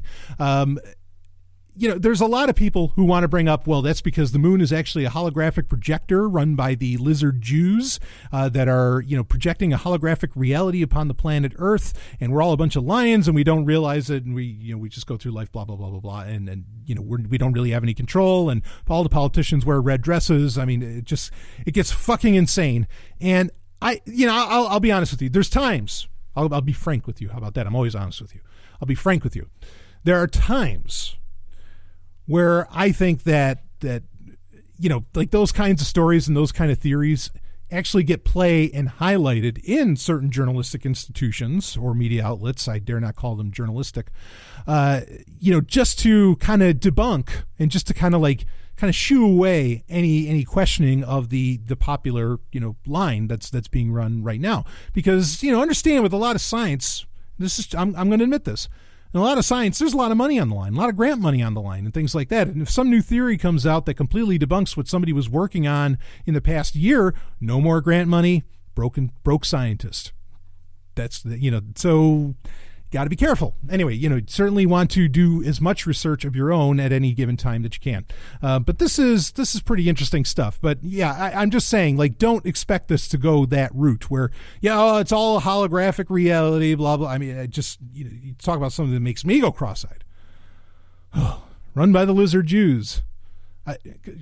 Give me a fucking break. I mean, because like in my life, I've been accused of being one. Excuse me. People have told me, like, all right. Anyway, sorry. I'm having fun with all of you. Let's read on with the story here. Scientist Dirk Schultz-Makuch, I don't know if I said that right, from TU Berlin, and Ian Crawford from Birkbeck University of London speculate that while it might seem outrageous, recent results show that the moon is wetter than scientists have previously thought. So maybe once it had the conditions for life.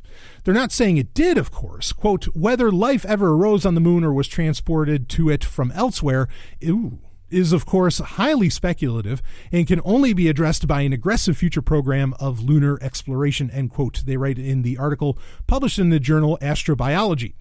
This habitability period, if it really occurred, might have happened either just after the moon's formation from a massive collision with Earth 4.5 billion years ago, or 3.5 billion years ago, after a period of volcanism,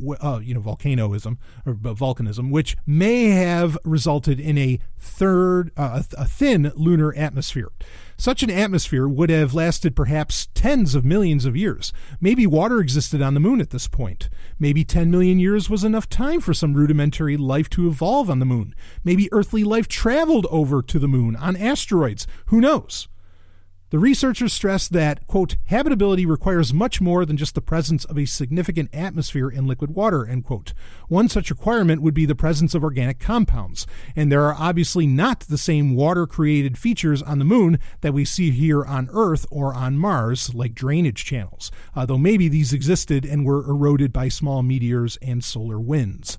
While the paper doesn't present new data, it's an interesting synthesis of lots of existing research demonstrating that since the moon is wetter than was initially thought, maybe it's worth wondering whether it was once habitable.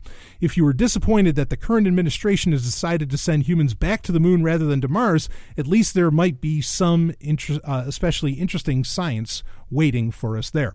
So this is pretty wild stuff, to be coming out with. And I'm actually glad to highlight it because in previous episodes of Sovereign Tech, of course, we also talked about how there were scientific papers coming out in very respectable journals. I know there's problems with the peer review system. I understand that. Okay. I just described some other problems too. But regardless, in respectable journals, which for the masses, seems that it appeals to their appeal to authority, right? And they kind of buy into it.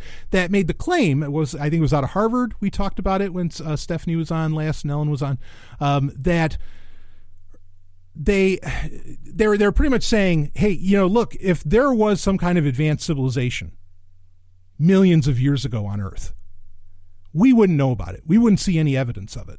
Okay. And they're basically saying it could have happened. Okay. And so this is kind of in that similar vein where it's saying that, on the moon, well, there could have been life. There might have been something there. We don't know. And here's what's funny is that there's a classic book, and I do consider it a classic, and it's actually kind of a bestseller. called Dark Mission. Now, this is written by guys where I would not agree with probably 80 to 90% of what they have to say. But this is written by Richard Hoagland. A lot of people know Richard Hoagland, who he did the Face on Mars trilogy, right? I mean, like where he said that there was a face, near Cydonia and everything on the planet Mars. And this was a guy who was, actually worked with NASA. I mean, he has credentials, right? But it's by Richard Hoagland and a guy named Mike Barra. Now, Mike Barra, please don't go read more into him, okay? Because things get very weird. Even though he can sound, especially in the book Dark Mission, he can sound very rational. And the idea of Dark Mission is the secret history of NASA. And the point that they bring up in this book is one that I've brought up many times, okay? Because I could envision where a lot of people listening to the sound of my voice right now are saying, who cares if there's something on the moon or whatever? We never went there in the first place. I think that's crap. And the book Dark Mission actually kind of gives you a third possibility. So as far as the moon landing goes, everybody brings up, the photo evidence is faked. Oh, this is all faked. They lost the original footage, which they did. They lost the original like recording, taping of whatever, of the moon landing, blah, blah, blah.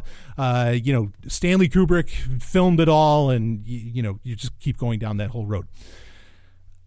Or you have the people that say, no, we went there. We definitely went there. And, Mythbusters did their little trick with the laser and everything to prove that there was stuff put on there by humans, etc. Okay, there's a third option that can kind of appeal to both segments of this. And I've brought this up before, and I dalliance with the idea in my own mind. Okay? Now, I've already admitted to you that I think there might have been advanced civilizations in the past. So, why don't I go, I'm not saying there's aliens. I'm not saying any of this, or holographic realities and all this other horse shit. I'm not going down those roads. Okay. But I think that there's some interesting things to explore when you question, or when you ask these kinds of questions, or when you go down these lines of thought that, unfortunately, for ancient astronaut theorists and some of these others, they just take it way too far. Okay. So the third option that Dark Mission brings up is that, yes, we went to the moon, but the reason that there's all of this, effectively photoshopping, as it were, there's all of these discrepancies in the lunar missions and in the photo evidence and so on, is because NASA was hiding what they found there. And they claim, Richard Hoagland and Mike Barra in Dark Mission, they claim to have done, they do various photo trickery of their own to show you that, look, there's a robotic head there. There's these literally crystal castles, and I don't mean the classic Atari game either, but they're talking about there's these crystal castles there that you can see that Ed Mitchell was standing underneath, and there's all this stuff that's on the moon, and it's all in NASA's photos, just they tried to hide it. That's more or less their claim. Now, what's fascinating is that when that book came out, again, this is a New York Times bestseller. This did a lot of copies. This did a lot of sales. You had people come out and that would even try to debunk it, maybe because they were concerned about Richard Hoagland's name, which again has some credibility, even though later on he'd lose it because we'd get better pictures of the face on Mars and you find out there wasn't a face there. And they would and they'd say, look, no, yeah, we went to the moon, but they're doing their own photo trickery. It's all, simple tricks of light and shadow, that they're kind of pulling off, and they're doing all these funny filterings and everything. And that they're full of crap. There's not stuff on the moon. The moon's never been habitable. Well, those debunkers are now potentially wrong. The moon could have been habitable. There could have been life of some kind on the moon. How could it have happened? Would it have just been something rudimentary because you only had about 10 million years or even tens of millions of years, which is a very small period of time? Here's an interesting thing to consider. Now, there's a million oddities. In fact, there's another book I'm going to recommend to you. Don't follow them all the way down to Crazy Town, but they raise some really great questions. Appreciate the question marks in a lot of these alternative history and alternative archaeology books. Okay, there's a book by Christopher Knight and Alan Butler called Who Built the Moon? I don't think somebody built the moon, okay? Let me cut you off right there. But there are some interesting points that they bring up about how, the layer of sediment and all that, there's not enough. Or, it's very, there's a lot of real oddities with the moon itself. And it's seemingly perfectly placed to where the moon very much acts and has historically acted. And it is nay a miracle that it has deflected so many, lethal or catastrophic, I should say, catastrophic impacts from asteroids, meteors on the Earth. I mean, it really has. There's a reason. The thing's just like pockmarked with shit. It's taken so many hits throughout its history. Okay. And it's amazing. And just imagine this, that most of those hits probably would have, or at least a good chunk of them would have smacked the Earth. And who knows what life would have been like. I mean, you talk about the Alvarez hypothesis that wiped out the dinosaurs. There might have never been humans if there wasn't a moon. It's an interesting thing to bring up.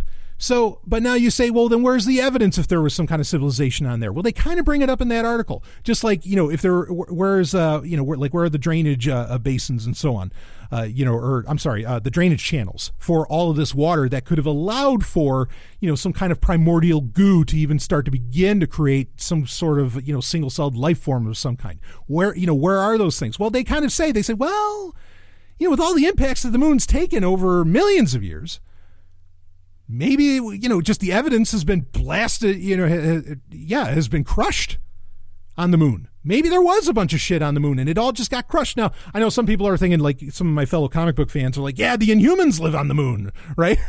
The Black Bolt, he's got his palace there and everything and all this shit.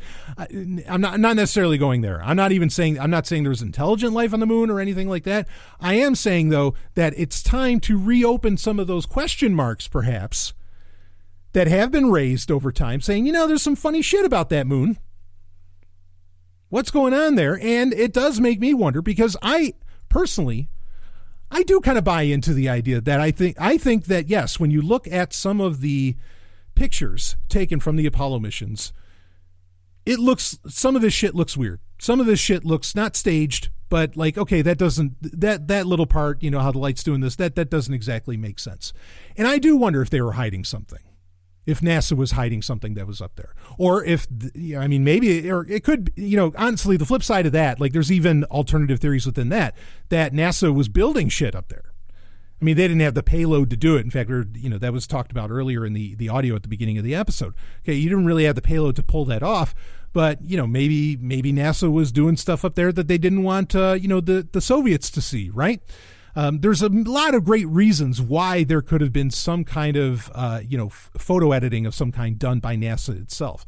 But I do, I hear this and it makes me wonder, where was there some editing? Was there some interesting stuff going on the moon that NASA was hiding? Because maybe at one point there was life on the moon and maybe we weren't ready, quote unquote, humanity wasn't ready to hear about that, right? Kind of like with was it the Brookings report?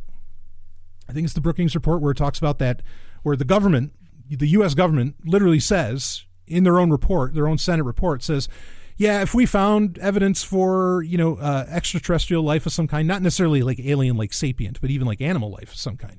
If we found evidence for that, we wouldn't tell anybody until we got them all ready for it. And even then we might not.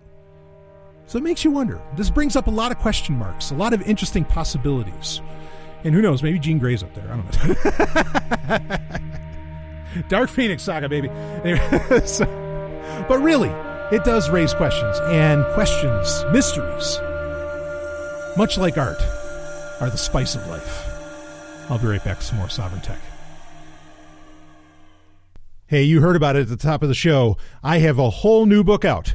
Well, not whole new. If you signed up for the Sovereign Tech newsletter at zog.email, again, that's zog.email, you would have read some of these stories in an earlier form. But this is the Sovereign Universe. You love the fictional aspects of Sovereign Tech, baby. This is your book, Sovereign Universe, Volume 1. You can find it on Amazon, and it's going to be in all other places very soon. But for right now, if you want to get on your Kindle, get the ebook version, you get it on Amazon. You just type in Sovereign Universe, or there's a link in the show notes for this episode, and you can get your hands on it. It's only $2.99. It's a bunch of short stories, some of which are exclusive to this book. They will only ever come out for this book. They will never come out on Patreon. They will never come out in the Sovereign Tech newsletter. They will only be in this book. And boy, can I tell you, the ladies love these stories, okay? A pure hotness. You know I do erotic science fiction like no other. You want to get on this. Sovereign Universe. You can go to zog.email to find the link for the book. You can go to Amazon and just type in Sovereign Universe, Sovryn,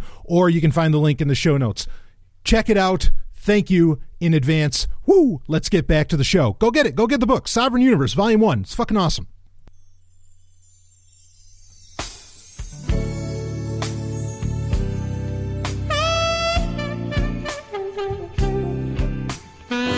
The Climax. I love that music. I just want to pull out a cigar, you know, be in a robe open, you know, just kind of like lay back. Anyway, it is time for the Climax, of course, where I get to talk about whatever the hell I want to talk about. And, you know, last week I got a lot of tremendous response, actually, and I didn't expect it. I really did not expect it.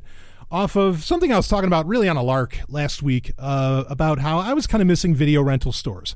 And I based that upon how Angry Video Game Nerd is starting doing new video or movie reviews, where it's just him and a few guys like him, Mike Matei, and a couple others, pretending they're in a video rental store and just talking up movies. And I just thought it was so beautiful, to really see that.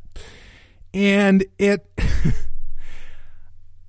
I mean, I'm just amazed at how many people were saying, yeah, man, I would love to do that with you. I really would. And I appreciate that. I really do. And I kind of realized that it felt like it's been a little while since I've done a full-on movie review for the Climax. Because the Climax, usually I'll review a movie, a book, a TV show, something like that. I'll just talk about whatever. It could be a topic, though, like it was last week. And I'll talk about whatever the hell I want to talk about. But I want to talk about a movie. I want to talk about a movie that is actually so huge, so formative, and such a big deal, especially for anybody closer to my age, 37, be it on the younger or older scale that you are with that. But this is a movie that I dare say, one could make the argument that Star Wars, A New Hope, specifically from 1977, is the most important movie of all time. I think somebody could make that argument. Now, I wouldn't make that argument. Actually, I think A New Hope, as far as Star Wars goes, is kind of weak sauce. Okay. But I could understand that argument if somebody made it. I think there's a movie that people remember, but I don't know that they realize just how big of a deal this movie was. And it is nothing less than remarkable that sequels were never made for this. Okay.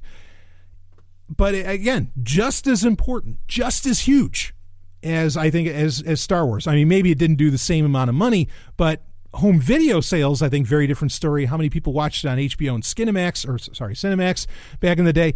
I mean, I don't know how exactly you'd get those metrics. Okay. And the movie is from 1987, 10 years after Star Wars comes out. And it's very much inspired by Star Wars. In fact, it might be the best homage to ever get created for Star Wars. And of course, I am talking about nothing less than the interstellar classic. And I mean that. Spaceballs. Watch out! All right, look. I know it's a comedy, okay, but I'm not kidding about everything I just said. This movie is huge. In fact, I think I'll tell it to you straight. If this movie wasn't a thing, I don't think a whole shit ton of nerds would have anything remotely like a sense of humor. And I say that. I'm not being self-deprecating. I'm saying that it's dead serious because I know I had a hard time getting a sense of humor growing up. Spaceballs gave me a sense of humor, and it gave me something to kind of like joke and laugh back and forth with my other nerdy friends, back in the the 90s mainly, the late 80s and early 90s. I mean, this is a big deal because it was comedy. And there's great comedy that was coming out all over the place at that time. Eddie Murphy's Raw, stuff by Richard Pryor, George Carlin. I mean, you just you go down, Sam Kinison, you go down the list. Okay. It's not like there wasn't great comedy, but like great, real science fiction comedy outside of like Hitchhiker's Guide to the Galaxy didn't really exist until Spaceballs. Spaceballs made it the thing. I mean, like there was attempts at comedy. There's funny stuff here and there. You can watch Ice Pirates and there's some funny lines in that. Or, I don't know, you take your pick. Like there was attempts at comedy, but like a really funny, but then also really cool. And just as like you felt the same sense of heroism and you were rooting for, Lone Star, brilliantly played by Bill Pullman in this. You were rooting for Lone Star just as much as you were rooting for Luke Skywalker when this movie came out. Okay, I mean, and that's such an impressive feat. In fact, I dare say I think this is the funniest movie ever made. Now, I say that as a nerd, as a science fiction fan, and so on. I understand I have those biases, but I really think this is the funniest movie ever made, and it's the best done comedy ever made because it was totally slapstick. It was totally, it was completely a comedy done by the brilliant Mel Brooks. Okay. And brilliantly perverted as well. I say that in a kind way. Done by Mel Brooks, and just a tremendous cast and everything. I mean, you had such great actors, even if they weren't necessarily the biggest thing at the time. You have Joan Rivers, you have John Candy, and Rick Moranis. I mean, certainly they were big deals, in their own rights. But it's just amazing that this is such a comedy, but at the same time, it still works on the level of being a great action story and a great adventure. And, a lot of fun, and that a universe gets built around all this. And yeah, it's taken stuff from Star Trek. It's taken stuff from Star Wars. It's taken stuff from all these different science fiction properties that, at the time. But somehow it became far more than the sum of its parts. And like I said, I cannot believe to this day that a sequel was never made. Now, later on, we would get an animated series. That would be in 2008. There was Spaceballs, the animated series, which was pretty funny. Not nowhere near as brilliant as the original film. There have been talks at various points. Like Rick Moranis, he did an interview a few years ago where he said that, yeah, they were, him and Mel Brooks were talking about doing a potential sequel. In fact, they were going to call it Spaceballs 3, The Search for Spaceballs 2, which I think is hilarious. And then in 2015, I know Mel Brooks was saying that they were going to do what Spaceballs, the movie, the original movie, actually calls its sequel. It actually says there's going to be a sequel in it. It's Spaceballs 2, The Search for More Money. And he said that he would like to do that, even though it's a challenge because a lot of the actors, like Joan Rivers, John Candy, Dick Van Patten, and Dom DeLuise, and so on, weren't, they're dead. They're not available anymore. So it would be kind of tough to do a sequel. And certainly Bill Pullman isn't exactly looking his best these days, as much as I enjoyed, and yes, I did, the Independence Day sequel. So anyway, this movie, just a tremendous cast. Everybody cast in it is phenomenal. It's totally a parody on, the whole prince and princess live happily ever after kind of thing, all done in space, much like what Star Wars is in a way. Star Wars is much more than that, but it was a parody on Star Wars. Now, when this movie came out, critically, it was kind of half and half. Like a lot of people, the main critique, everybody said it was damn funny, but they were saying, well, it's a little late for this. Like you should have done it back in '83 when Return of the Jedi hit or something. But I mean, you're only 4 years past. I think it's a good thing that they didn't do it during the real Star Wars craze, between 77 and 83, because it gave Star Wars kind of a little more longevity. And that's the thing, is that we all kind of knew this was a Star Wars parody. So in a way, for us, it became the Star Wars that wasn't Star Wars. Kind of like how Galaxy Quest is really a Star Trek movie, even though it's not Star Trek, and it's sort of making fun of all that, which, a huge argument could be made around Galaxy Quest, just how great that was. And certainly one of the best comedies I would rank Galaxy Quest. It's nowhere near as funny as Spaceballs, but I would rank it in that range. They'd all be in the top 10 with each other, I think. As far as comedies go. And comedies, but again, it's not just that it's a comedy that was able to pull off, a serious, kind of a meta layer to it, where you really bought into the story. And like, if you were a little kid, you didn't get all the jokes, but you sure as fuck wanted to be Lone Star. You wanted to be, kind of the lead character and everything. And it was funny on all those levels, kind of like how Batman 66 was the theater of the absurd. And it worked on like any demographic could watch it and could kind of get it. There's jokes within this, certainly, that I think some people would consider problematic today. I understand that. It didn't do crazy money. I think it ended up doing about $40 million, which it probably, I forget what the budget was for it, but the budget was nowhere near that. So it did pretty good money. It's not like, and again, everybody admitted that this movie was really, really funny. There are just some of the funniest damn jokes, and they're kind of out of nowhere. This was doing Family Guy style jokes before Family Guy was a wink in anybody's eye. Where there are jokes that just kind of come out of nowhere, that exist outside of the present tense. Again, brilliant film. I don't know what Mel Brooks was on when he was writing this, how he figured out to put all that together, because Mel Brooks would go on, because of the success of Spaceballs, and of course, some of his theater stuff, or, some of his other works that he did, Life Stinks, The Producers, so on. He would go on to make a lot of other parodies of various genres or popular stories. He would do Robin Hood Men in Tights. He would do Dracula Dead and Loving It, and so on. None of those would reach nearly I would dare say, the hilarity and heroism mixed together that Spaceballs allowed for. Wouldn't have the same amount of style either. Nor would they reach the same kind of, by the percentages, box office success. That just wouldn't be a thing. Nor are they as well regarded or remembered like they are.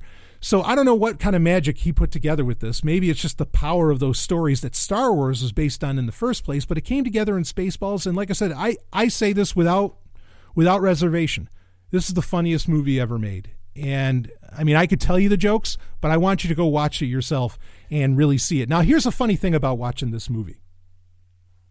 I remember in high school, when I was in high school, late 90s, a bunch of my buddies and I, we all kind of said, all right, let's get our best gals, whatever. Let's all sit around and let's watch Spaceballs together, because we all quote Spaceballs. We would just constantly be quoting. We'd quote Spaceballs more than anything else, more than Star Trek, more than Star Wars, more than you take your pick. Okay, we would quote Spaceballs all the time to each other.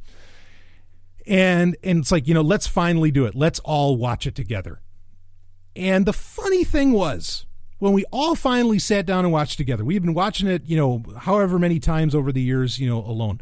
When we finally sat down to watch it all together, we knew the movie.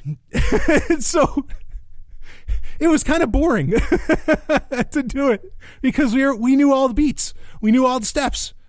We ain't found shit. We knew all of it. And so the best way, and this is a point I want to bring up, the best way to watch movies, like movies that you love, is really, because I was kind of idolizing, watching movies together with people, sort of like Angry Video Game Nerd was doing, right? But I think the best way to do it is when you watch it with someone who's never seen it before, and maybe you can kind of deliver your own little director's commentary, as it were, about what's going on with the film, or you can just be quiet and watch it, whatever's going on for you. But yeah, I've come to the conclusion that if you've watched something over and over and over again, even if it's the greatest comedy that's ever been made, it's not as fun as either when you do it on your own or when you're watching it with somebody for the first time. So keep that in mind when you want to share some of these classics with people. But if you've never seen Spaceballs, you need to jump on that right now. I've got the Blu-ray behind me. Hell, I even have the sound. I just got the soundtrack, the 19th anniversary edition. Oh my God. And that's another thing too. The music in this, everything about it's perfect. The music is phenomenal in this movie. So anyway, that's enough for this week with Sovryn Tech. Go watch Spaceballs if you haven't. And if you want to become a patron, of course, patreon.com/Sovryn Tech. Whoa, what the hell's this? Hey, all right. I like this jam. I will see all of you on the other side. Woo!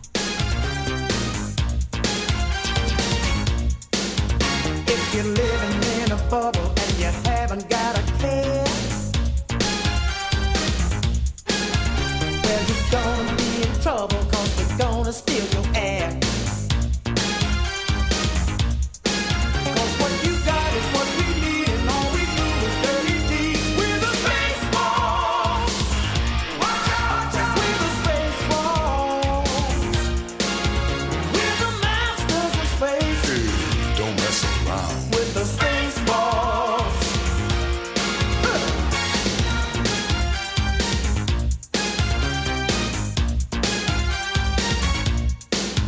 Going cruising in a spaceship, we're so good at being bad. We'll destroy your little planet if you ever get us mad. We're mothers of the galaxy, you better scatter when you see the Spaceballs. Watch out, we're the Spaceballs. We're the masters of space. Say what? Don't mess around. With the Spaceballs. Watch out,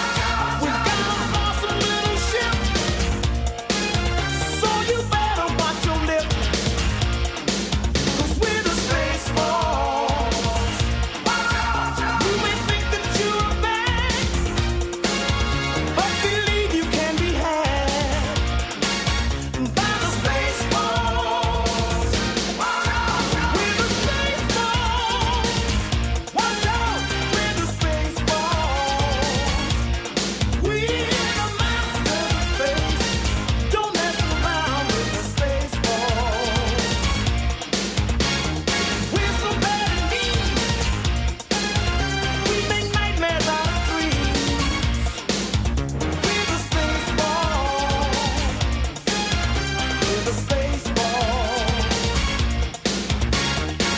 You better. Watch out, watch out.